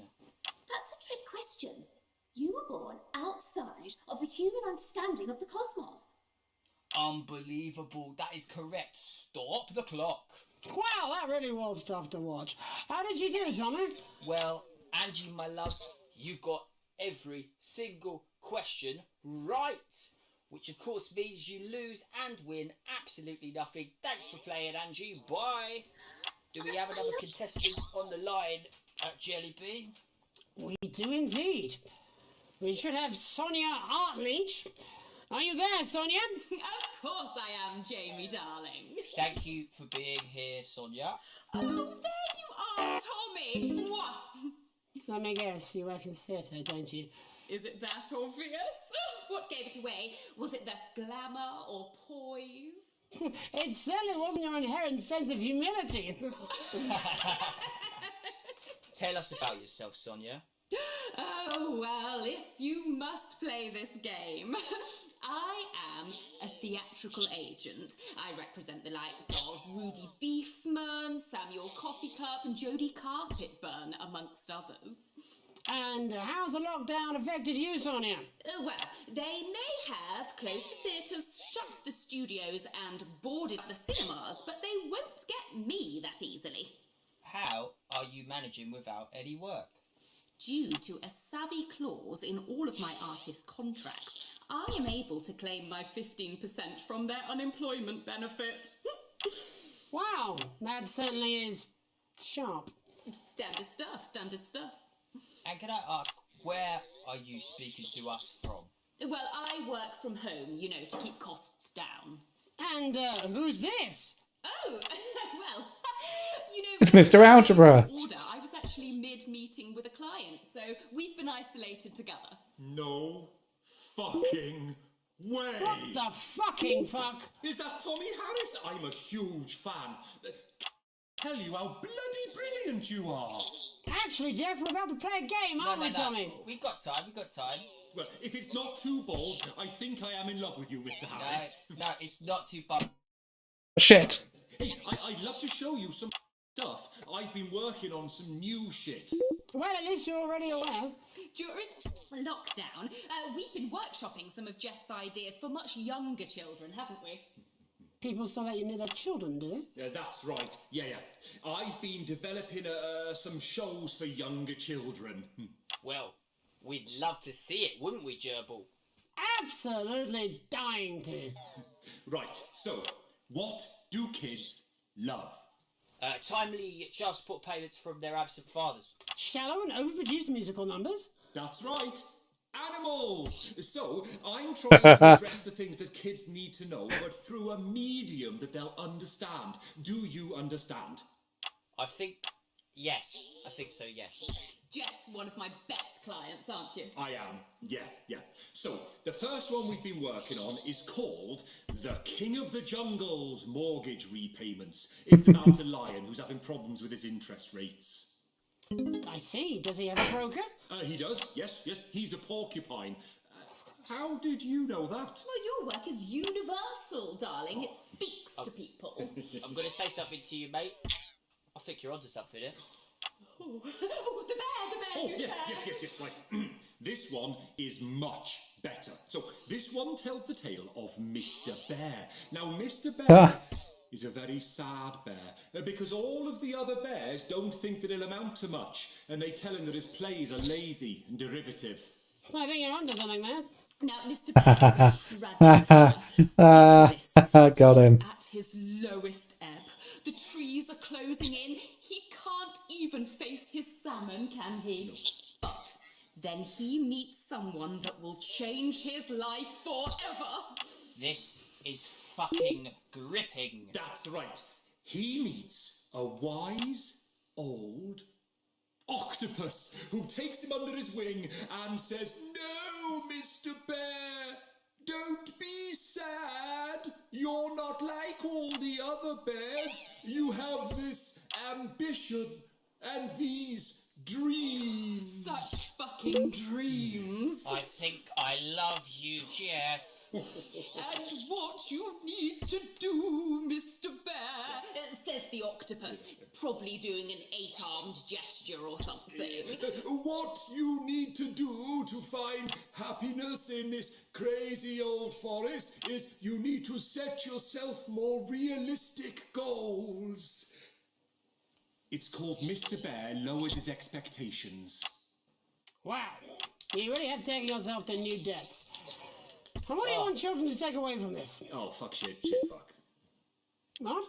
I said a more realistic worldview. Are you all right, Jamboree? It's Jeffrey. My name is Jeffrey Donington. No, stop. How does it end? We need to know how it ends. Well, all the animals learn a thing or two about inevitable mediocrity. Yeah, and Mr. Bear settles down near to his parents' cave, stops trying to make his band happen, and he goes into bear telemarketing. Becomes a bear maths teacher. Oh, and we end... We end on a big musical number. Oh, there's dancing. It's very repetitive, so it's catchy but not too challenging. Well, if you like, I could go and get my boombox. Yeah, do you know, I might be able to... Hang on, can we get Angie back? Why not? The more the merrier, as they say at orgies. Right, I'll just fill then, shall I? Coming up in a moment, it's the world premiere that nobody saw coming. Lights! Or wanted. At all. Right. I can only apologise in advance for what we're all about to... endure. Could you turn this shitting thing... Well, there's all sorts of creatures down on Dangly Doodle Farm. Like wise old Mr. Octopus with way too many arms. There's Mr. Pig and Mr. Cow, they're always in good moods. But that's 'cause they don't know they'll soon be sliced up into food. Mr. Bear, what's that over there? That's where your hopes go to turn into despair. Mr. Bear, what's that over there? That's where your dreams go to die. Mr. Raccoon wants to go to the moon. He'll end up as a bus driver soon. Mr. Porcupine thinks he'll read the news at 9. He'll end up as a janitor who stinks of turpentine. Mr. Tiny Mouse thought he'd own a massive house. Ended up in a bedsit where he can't control the louse. Mr. Horse thought he'd go into professional sports. Now he's an alcoholic and he's on his third divorce. Mr. Bear, what's that over there? That's the place your life becomes an endless questionnaire. Mr. Bear, what's that over there? That's where your hopes go to die. Lower your expectations. Maybe you could get a job in telecommunications. No matter how you try, you'll never reach the League of Nations. The best you'll get is middle rank in trading operations. So lower your expectations. You'll never win an Oscar, so there's no congratulations. The future that is coming will not meet specifications, and no amount of visualizations will save you from your own deterioration. Mr. Bear, what's that over there? That's a tramp who thought he'd be a multi-millionaire. Mr. Bear, what's that over there? That's where self-esteem goes to die. Mr. Bear, what's that over there? That's the disappointment that is waiting everywhere. Mr. Bear, what's that over there? That's where your schemes go to die. That's where your dreams go to die. That's where dreams go to die.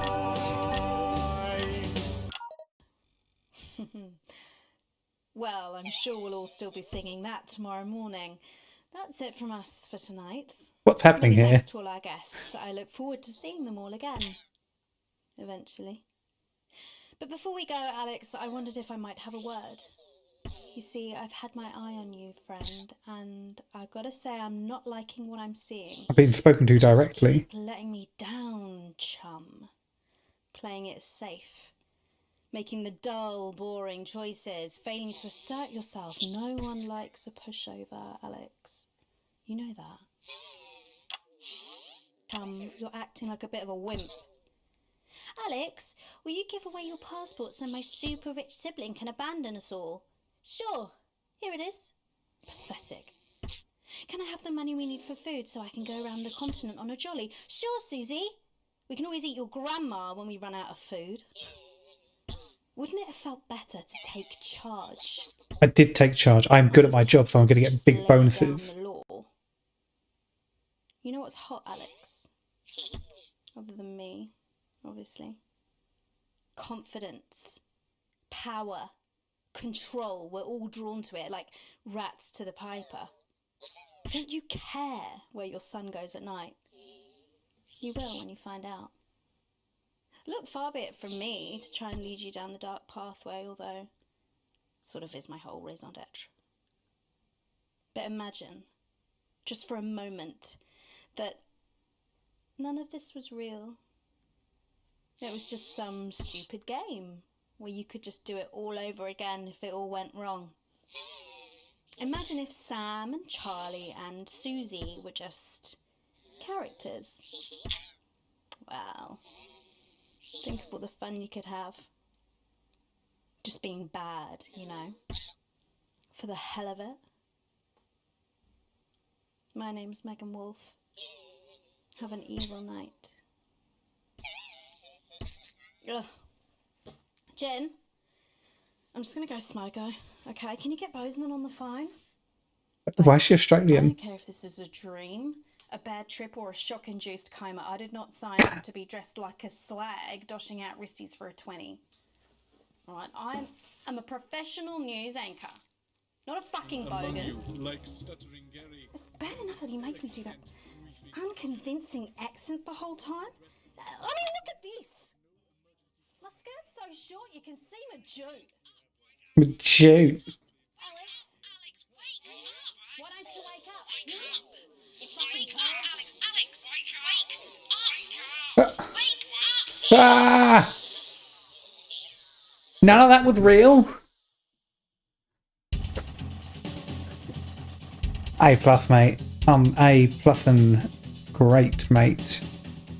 None of it was real. God damn it. None of it was real. Maybe one more, though. Maybe just one more. Ah, so that was just one day. Okay. I woke up in a coma. Yep, that makes sense. From the electric shock that I received. Blink a few times. Gentle but reassuring. Sam's with you always. Expression, understandably concerned, somehow more affectionate than never. We knew you'd be okay. Never doubted for a second if I ever see that Bozeman. Warlords and Sam's forehead fade a bit. Final smile. Turn to the rest of your family. Just as you feel Susie's absent, you notice Charlie fidgeting, clearly trying not to look worried. So you're definitely good. Right. Of course I am, buddy. There's nothing to worry about. Or do I respond to the dream now and be like,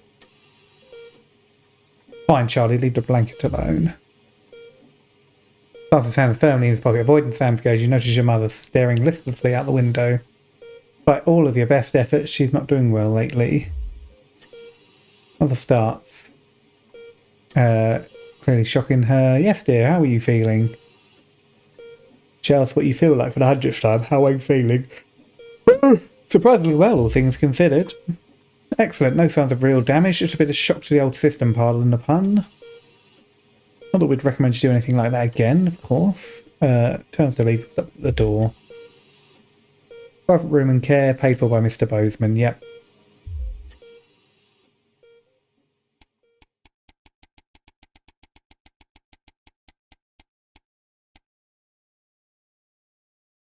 Mr. Bear, what's that over there? That's where your dreams go to die. Come home from late shift, kitchen light still on. Sam at the table, bills. Strange smile, take a seat next to them. Looking at the numbers, doing our best. Cassandra needs a nurse.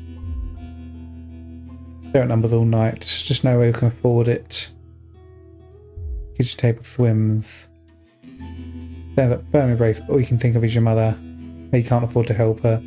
What would your dad be thinking now? Is this utopia advanced promised? Get at the door to your mother's makeshift room. Tomorrow you'll need to tell the kids and then book an appointment at the transition centre. What else could you have done? Could have not let all me kids spend all me bloody money. That's what I could have done.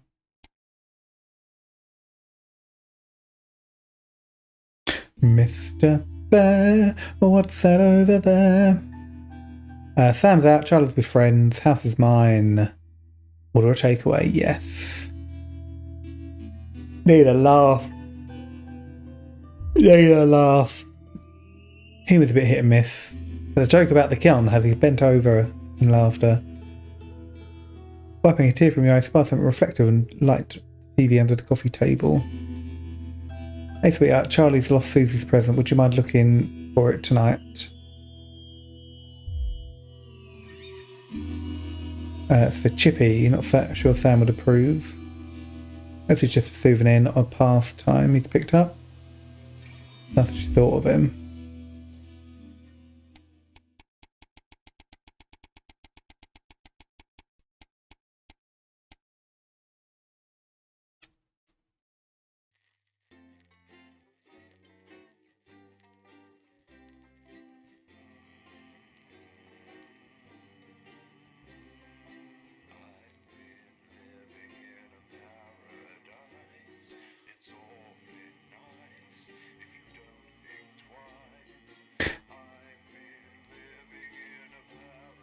Paradise.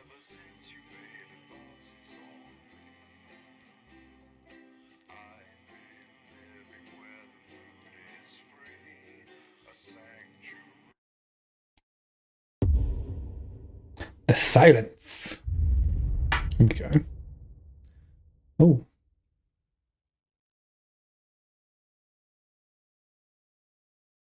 Why isn't... Oh, because I've not switched it on, have I?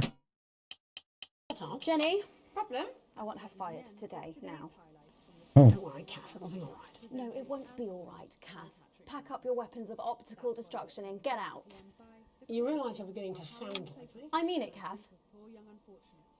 Stay where you are, Kath. Jenny? This is not Jenny's decision, Jeremy, or yours. It'll be all right. I'll talk to Buxton. Oh, good. You can tell him I'll return his wife's casserole dish at our dinner next week. Jenny? False entitlement.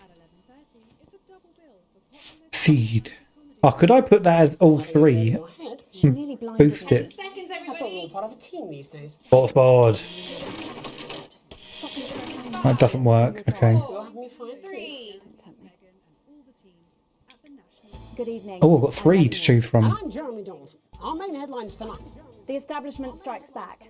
The World Council has agreed today to impose punitive sanctions on the people of this country. The sanctions, which are broad-ranging, include restrictions on the supply of oil and gas, food, clothing, and even some medicines. But how should Don't like that. we ask the public? What are your reaction to the sanctions? I think it's fucking outrageous. My mom needs insulin. Am I supposed to get her transitioned? What's the government doing about it, eh? Thanks, Patrick. Fascinating stuff. Popular Prime Oh, Minister Bannon. Julia Salisbury has released a reassuringly brave statement in response to the World Council's controversial announcement. This international declaration is nothing short of outrageous. We are a democratically elected government with massive popular support. We do not recognise these sanctions, and we encourage other socially progressive nations of the world to both resist and ignore them. Advance have struck fear into the heart of the international community by showing that it is possible to have radical change for the betterment of the many. And whilst I wish we could improve other countries as much as we have our own, we do not rely on the help of others to thrive. This country is entirely self-sufficient. We are a team, now more than ever, and this team is on your side. Thank you. Big up Advance. Defiant stuff. But what do you, the public, think of our government's stance? Robin Short. Yeah, we like it. Hi there, I was wondering if you could spend a moment to give us your thoughts on the government. Honestly, I think they're doing a great job. I know the assets and world checks have made the difference, plus for the cost of the little one. And people seem, happier in the main. I always said things would get better with a woman in charge. Over to you, fellas. Global mega corporation Remington's Fist today announced that trials have successfully completed on their groundbreaking male contraceptive product, Responsibility. The drug has been passed by the government for general release. Yeah, we like The it. small print warns that, in rare cases, side effects can include blurred vision, enlarged genitalia, and increased risk of stroke. No double entendre intended. But what do you, the public, think of Sophia Remington's latest venture? Patrick? We like it. So what are your feelings on the new contraceptive pill? I think it's a great idea. A big step forward for equality. Sophia Remington is the best thing that has ever happened to that company. The delicate sound of thunder. A frightening start for commuters this morning, who were confronted by a somewhat sinister sight as they left their trains. Many travellers reported feeling intimidated by the silent figures who stood motionless outside every major station in the capital. Radical extremist group Disrupt, who organised the show of strength, refused to comment on the meaning of the strange protest. Ought to apologise to this We don't like making it. drop his morning bagel in surprise. But how do we feel about these somewhat radical We don't like them. and their upsetting Radical. methods? Robin found out. Can I ask your opinions on Disrupt? Are those the guys in black with the orange fist thing? That's right. Can I be honest? Of course. This is journalism. They scare me a bit. About that wall. Divided doctors David Warren and Ingrid Sforsborg and Horgensford today said Sforsborg and Horgensford. the surface for a simple solution to their increasingly isolationist communities. In an accompanying statement, the pair reported that the current system of a dotted line painted on the floor has proven unreliable. Build the wall. Few drinks. But how should we feel about sending Build the wall. to this Build the wall. Patrick Bannon again? So do you think we should help with this whole wall thing? Absolutely. After all, we do all get on with our neighbours. But I am still glad that I have a high fence so I can play with Mr. Barrington in privacy. Is that your boyfriend? My vagina. I am not a number. Applications finally opened today for the new Advanced Team membership cards, a scheme by the government to allow fast access to all the new public services being introduced daily. The team membership cards are entirely voluntary, but will be recognised Don't like them. as identification by all major organisations, including the police, banks, and, vitally, pubs and bars. Don't like And them. of course, there's no charge, Jeremy. It all seems too good to be true. Well, you've always been a cynic. But most importantly, what should you, the public, think about the new team membership cards? Team membership cards? Absolutely bloody not. It's the thin end of the wedge, isn't it, Iris? First it's, can I see your identification, sir? And then it's, would you mind bending over the table, sir? So Sergeant State Educated and Constable Regional Accent here can stick their truncheon up your derriere. Oh, crikey! They should call them what they are. They're bloody ID cards. Oh, for Christ's sake, what is it, Iris? Oh, I'm really not happy, Algernon! I'm so sorry. Crikey. And finally tonight, game of two halves. Fresh out of rehab, repentant celebrity sportsman Johnny Hamsleeves is promising to turn over a new leaf. In a surprisingly energetic appearance on the Whitney Chinwag show this morning, Johnny showed everyone he's certainly full of life and raring to go. You better not try that on our sofas. I doubt they'll survive the frenzy. We like But it. what should we He's think back of this out. exuberant behaviour? He's- Patrick? Oh my god, fantastic! Why silence there? Later tonight, in a bit of a switcheroo, it'll be Jeremy in the culture chair. That's what we should think about that. The rapper Jay Zus. And then we'll both be chatting with a familiar team of thespians set to take the nation by storm again. That's all coming up on tonight's National Nightly Nightly News.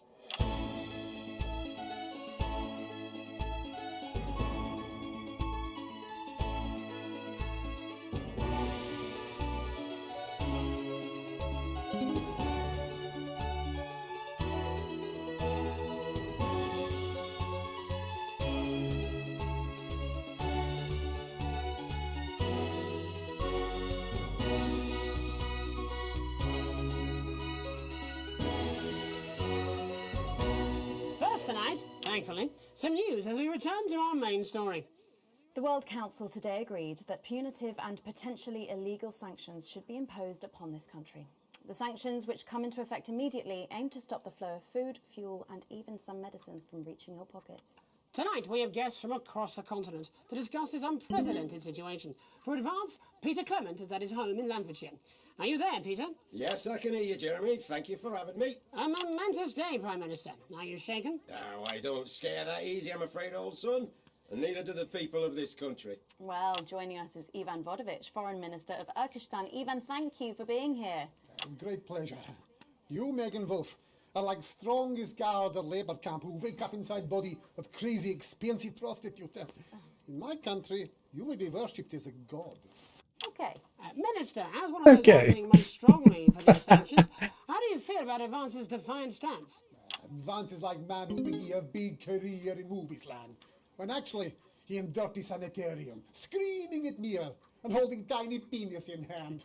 He's clearly not from Svenland, and we have like some of the cleanest mental health care facilities in the continent, yeah?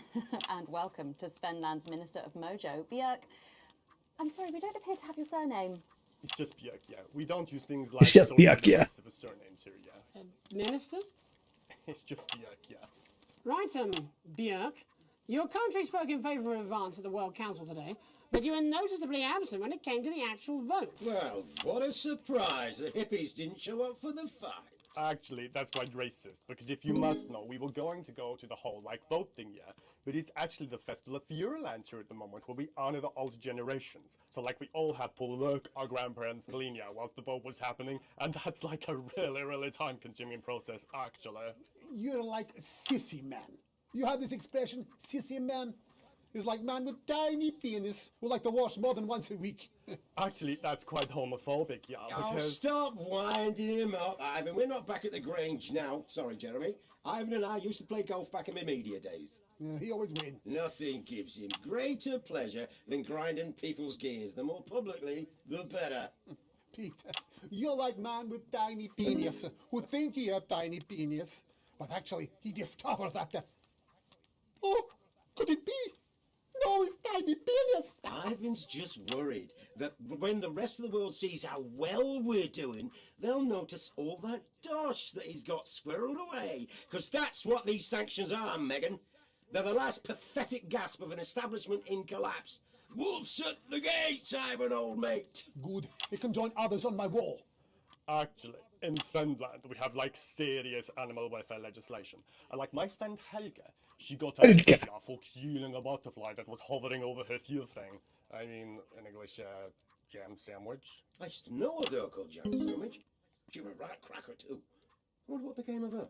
We seem to be wandering a little from the news here. It's human interest, Jeremy. The real people behind the headlines and all that. So if you're watching, Jan, give us a call. Really? Yeah. Let's see if we can't organise a reunion. Crash, I'm not sure about that. I'll have to run it past Mrs. Clement first, eh? Peter, you're like man trying to empty ashes of mistresses into oncoming vein. Soon you have tiny penis and beard full of secrets. In Svenland, we don't really go in for all that restricted monogamy stuff here. We're kind of fluid, actually. Okay, well, it seems that we are running out of time. Yes, so before we go to the break, briefly, if you would, gentlemen, with the people of this country facing shortages and possible shortages and power outages. Yes, of course. Thank you. Possible shortages and power outages. Can you summarise your thoughts for us, Minister Björk? Well, from here, yeah, you all look a bit stupid really arguing about outdated divisive concepts like money. Instead, we replace currency with a system of bodily fluids back in the 1970s, and that's like really hard to sanction, actually. Thank you, Minister Vodovich. Your country is like man who think he invented perfect trap for giant mutant hairy bear. When really he just standing in field holding his tiny penis, yes. Thank you, Minister. And finally, Prime Minister Clement. Let me talk to your viewers here, Jeremy. Don't worry, everyone. The slow zoom. Don't be afraid. Don't even lose a wink of sleep. We knew the rest of the world would react this way, and we're ready. As my old mum used to say, you can't make a shite pie without blocking a few toilets. Thank you, Prime Minister. Reassuring words there. We'll be back after these messages. 1 minute back. Hey, Peter, I over your way this weekend. You fancy a quick 9? Yeah, sure, front or back. That's what I hope you're asking Megan Wolf for me. She's out of your league, mate. Thank you for the correction. Well, you have to be more careful. It's all part of his long-term plan to get fired live on the news at 6 in front of the nation. Can someone warn him it's going a little too well? Oh. Gonna get fired? He's trying to get fired? This is important. New government censorship should show up in blue. Same as regular censoring. Okay. Keep an eye out for the advanced blue waveform. Okay, we've got to censor the blue. Censor the blue. That's what we're trying to do. What we try and do is censor the blue. What we try and do is censor the blue. Foreign royalty. What? Should I just like curtsy? Hang on. Have they given you the Crown Prince report? What? Meghan? This is Jeremy, and he'll be interviewing you. Yo, thanks for having me on your show, man. It's quite alright. Yo, just a quick one. You're not going to ask me about the chimp, are you? Live in 10 seconds. Because he put that get up on himself. I'm just saying. Going in 5, 4, 3. Welcome back. I'm Megan Wolf. Later, we have an exclusive first look at a theatrical sensation everyone's going to be talking about. But first, it's time to go over to the culture spot with lovely old Jeremy Donaldson, who's joined by a very special guest. Jeremy. Thanks, Megan. I have the honour and privilege of being joined by hip-hop royalty. He's been called the son of the streets and the father of truth. Not sure how that works, but whatever. Let's welcome Jesus! Thanks, Jeremy. Yeah, it's a real honour to be here on your show, The News. You know, as a kid on the streets, I used to watch you through a window of the shop, so to be here right now is crazy. You've had quite the journey to be here today. Can you tell us about it? Well, you know, I try not to, well, you know, the past is the past, and I don't like to dwell on it. I understand. You But yeah, man, the streets is all I remember. Like, my mother donated me to a charity shop soon after I was born. Elderly lady took pity on me. You know, she let me sleep on a pile of crime fiction until I taught myself how to walk. Wow, that's quite the childhood. And she died tragically. Right there in my arms, man. You know, I remember a tear falling as she laid there next to the used homeware. And in that moment, I became a child of the streets. I was just 18 months old. What a tale. 18 months old. You're known for your direct and honest lyrics. Was your style informed by your troubled past? Oh, like I said, I try not to talk about it. It's just too hard. Of course. But my first album is about the story of the first 4 times I stole, so I wouldn't starve. A small group of infants came to see me as their de facto leader. They call me Mr. Cheese Slice. Anyway, we were like a family. So it would seem. Recently, you've been quite outspoken about the government. Yeah, fuck the government. Fuck Advance. Fuck Peter Clement. What is it that you object to so vehemently? Well, you know, they stole from us. They're taking our money and spending it, man. Redistributing it. Actually, homelessness has been all but eliminated in the last couple of months. So? Surely that's a cause close to your heart? Yeah. Nah, of course, man. Very much so. I just mean, like, why do I have to pay for it, you know? You don't. People have been rehoused on property seized from the historically wealthy. And that couldn't have been you, could it? Look, yeah. I worked hard to be here. I built this from nothing, and I deserve to be rewarded for that. Would you say you worked harder than, say, a farmer or a care worker? I don't know. But if people are taking something from my music, choose to value it, buy it, who's to say I don't? And no one can take that away from me. Not even to help, say, vulnerable children? Mr. Cheese Slice. What is it you're trying to say? I just don't understand where you've placed yourself politically. I mean, is it ideological or is it tactical? Well, it's more of a Or maybe it's hereditary. Stop trying to tie me in knots with your words, Jeremy. I let the music speak for itself. And the people agree with me. Well, that remains to be seen. But you have given me a very easy segue out of a conversation that I promise you was much more painful for me than it was for you. So here he is, with his hit song, Mrs. Ludlow's Tears. Oh no, I'm going to do something a little different. It's a new single I've been working on. Oh, so this is unapproved, is it? Yeah. You love it. Excellent. Don't worry, we've got a state-of-the-art censorship system. What's the worst that could happen? So here he is with a new song. Aren't we lucky? It's Jesus! First, you're gonna pay up. You're gonna pay back.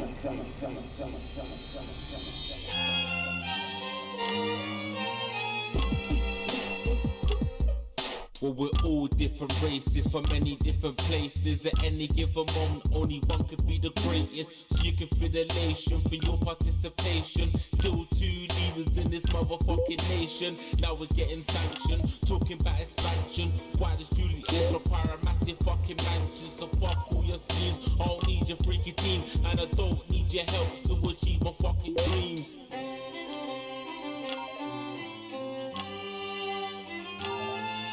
So don't make a fuss when you find you're one of us. Yeah, every single one of you's a bit Jesus. And you can call me crazy, cause no one ever pays me. But I won't waste a lifetime being motherfucking lazy. I may be inventive, my taste may be expensive, but why would I get out of bed with no fucking incentive? Although it's contravention of your obvious intention, I like to eat a little of the fruits in my invention. You make us the same, but we're not all the same. All our dreams, all our schemes, all our means are not the same. The best of the praise of the crest of the wave, cause we're only equal people when we're motherfucking slaves. Take this fact, gonna stain it red, gonna slam it into Peter Clemens' motherfucking head, cause he's thick as shit, he's got a job he's unfit for. It's time to storm the castle with a motherfucking pitchfork.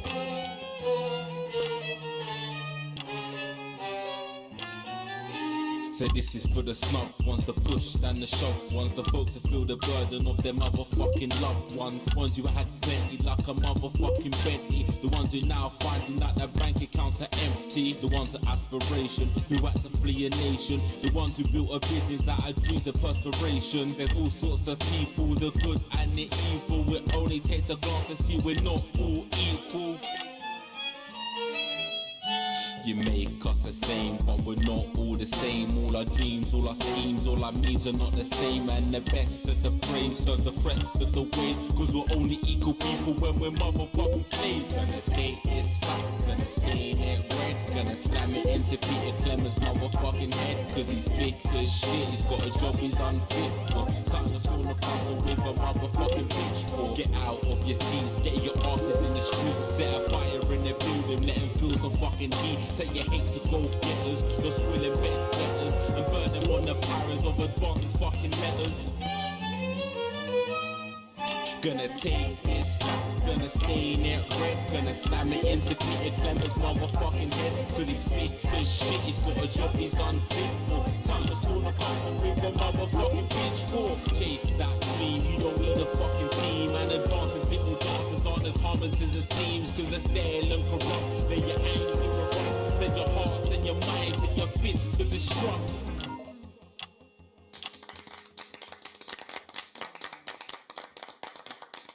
That was hard. I was trying to keep changing while I was doing the censor. Jesus there with his new song. Thank you so much for joining us in the studio. I'm sorry. I may not agree with you, but I'd just like to offer you an apology. I've just been told that there was some kind of issue upstairs, and an attempt was made to censor some of your lyrics. What? Are you joking? I'd just like to say to you and everyone at home that this was a mistake. This is absolutely ridiculous. I cannot believe this. Here at the National Nightly News, we pride ourselves on remaining neutral, unbiased, and independent of any outside interference. You have my word. We will never censor ideas. Back to you, Megan. Well, a bit of dangerous language there. Sorry about that. Well, thank you to little Jeremy Donaldson for providing our culture spot. Look at me though, smashing it. To a couple of familiar faces about their upcoming dramatic outing. Don't go away. We'll be right back after this. That's the ad. Just a reminder, using that old VCR. No, it's ridiculous. Last ad break. This is just a mix-up, I'm sure. Now, if you come with me, I really do have to ask you to trust leave me. it. My father's going to hear about this. I understand. My father's going to hear about this. This is unbelievable, Megan. Responsibility, yes, we're pro-pility. We are pro male contraception. Why is the phone broken? I don't understand. A seed gastric nourishes from root. Oh, she got the flaky skin. 6 out of 10 shampoo is recommended. Shampoo is. Oh. Repairing damage and strengthening strands of hair is truly unbreakable. Mr. Harris, and this is Ms. Rader. Rapid repair and protect. A seed gastric. Yes, it is awfully exciting, isn't it? Right, okay then. We're going live in 10 seconds, opening on camera 1. Fantastic. 5, 4, 3. Welcome back, and no, you're not mistaken. Sitting across from us are some very familiar faces. You really are too kind, Megan. It was only a yogurt commercial, but I'm still proud of it. Here to talk about his new show, we're joined by National Treasure Tommy Harris, the National Theatre's Philippa Raven, and National Deficit Jeff Algebra. It's so lovely to have you all. Tommy, would you like to tell us about the show? You know what? I'd bloody love to. It's about me. It's about my life. And where did the idea come from? So, right, picture this. Their legs akimbo, mid-session, sweat is pouring out of me like an immense hog. And then Cindy comes in, she says, Pete's on the phone. That's Peter Clement, the Prime Minister. Yeah, Pete's actually a really good mate of mine. Oh, is he really? Yeah, no, he comes to training sometimes. He's actually a pretty good goal sweeper. Anyway, so, Pete, he says, Toby, he thinks my name's Toby, see? He says, how would you like to spread your message of team spirit and cooperation across this fractured nation? How would you like to really make a difference in these desperate times? What did you say? Yeah, right, yeah. So, Jeff, the question Yeah, on right, yeah. everyone's lips is, what in God's name are you doing here? Well, after the success of my debut work and all the people that I've touched, I knew that I had a career in theatre. Yeah? I've always been an admirer of Tommy from afar. So when my manager phoned and said that I'd been offered the gig as director, I was ecstatic. I whipped my trousers off and got straight to work. Why did you do that? I do all my best work with my trousers off. Yeah, I've been told that too. No, I wouldn't say so. Right, Tommy, sorry, would you just give us a sense of what the show is actually about? It's about how hard it's been for me and some of the struggles that I've faced. It's like really getting to the heart of how tough it is to be me. I call it Tommy Harris, Jesus, that was hard. Catchy. We actually have some clips of the process of the show. Would you mind telling us what's going on here? Yeah, so the show is built around two things that are very important to me. It mixes scenes from my life as well as epic fantasy retellings of scenes from my life. But Dad, you promised you'd come to my graduation. I'm sorry, son. You're an embarrassment. But Dad, you promised you'd come to my graduation. Back, demon! Back to the hells! Wow. Philippa, what's it been like co-starring with Tommy Harris? I've always dreamed of treading the boards at medium-scale regional theatres, Megan. And for once, this show really gives me something to sink my teeth into. What's different about this show, then? Tommy, Mr. Harris's show really lets me show my tremendous range as an actor. I've always suffered from typecasting, forced to play the same tired characters in every god-awful yogurt advert or godforsaken soap opera or, God forbid, a pantomime. But, you know, this show has really let me just go there. Jeff, the viewers at home will be dying to know exactly what is it that you bring to the show? Oh, good question. I think these guys would agree with me when I He's losing it. My steady hand on the tiller, my arm round the shoulder approach that's really brought the production from strength to strength. Absolutely right. Jeff's contributions are Oh, God. immeasurable. He is our rock. Can you give us a sneak peek of anything else that might be in the show? Yeah, all sorts. Yeah. Yep. We've got lots of exclusive first-hand experiences of Tommy's time in the underground sports board scene. And some epic fantasy retellings of Tommy's time in the underground sports board scene.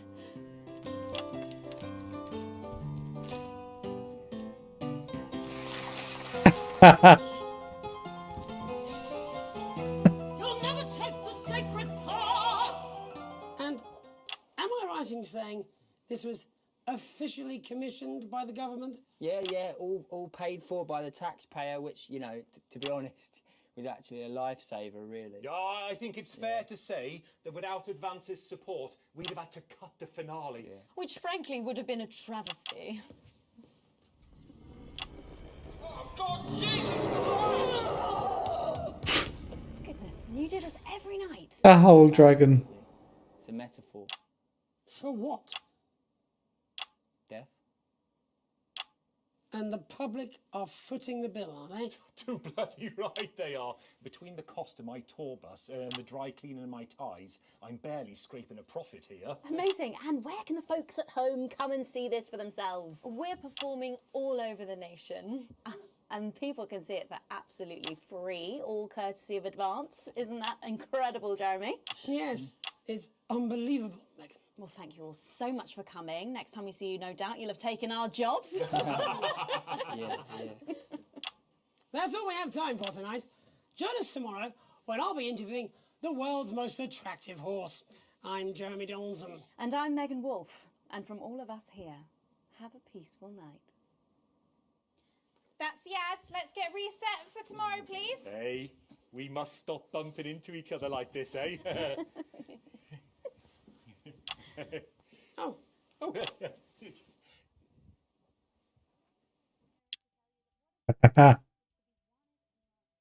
Nice. A+, A+. Oh, fantastic. Have I got it on easy mode? I think I might have it on easy mode. Never mind. Not quite breaking even. Technically not negative.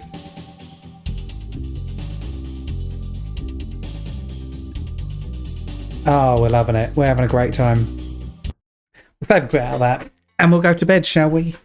Bedtime, everyone. Bedtime. Thanks for hanging out, guys. I'm going to go back to Cowboy Game on Monday. Just wanted to get another little playthrough. You can see it changes slightly. There's some slight changes. I kind of do want to continue playing it, but Cowboy Game. We'll get a Cowboy Game stream in because I'm home all this week, not in Wolverhampton, so we can. And while I can, I will. And I can save this for when I'm up in Wolverhampton again. Alright, folks. Appreciate you. Let me get my schedule up for the chat. Let me get my socials up for the chat. So I'm on Instagram, TikTok, and what's the other one? Instagram, TikTok, YouTube, obviously. Yeah, Twitch, YouTube, TikTok, Instagram, there it is. On Discord as well, go and get involved. Alright, lads and ladies, I'll catch you guys in the next one. See you later.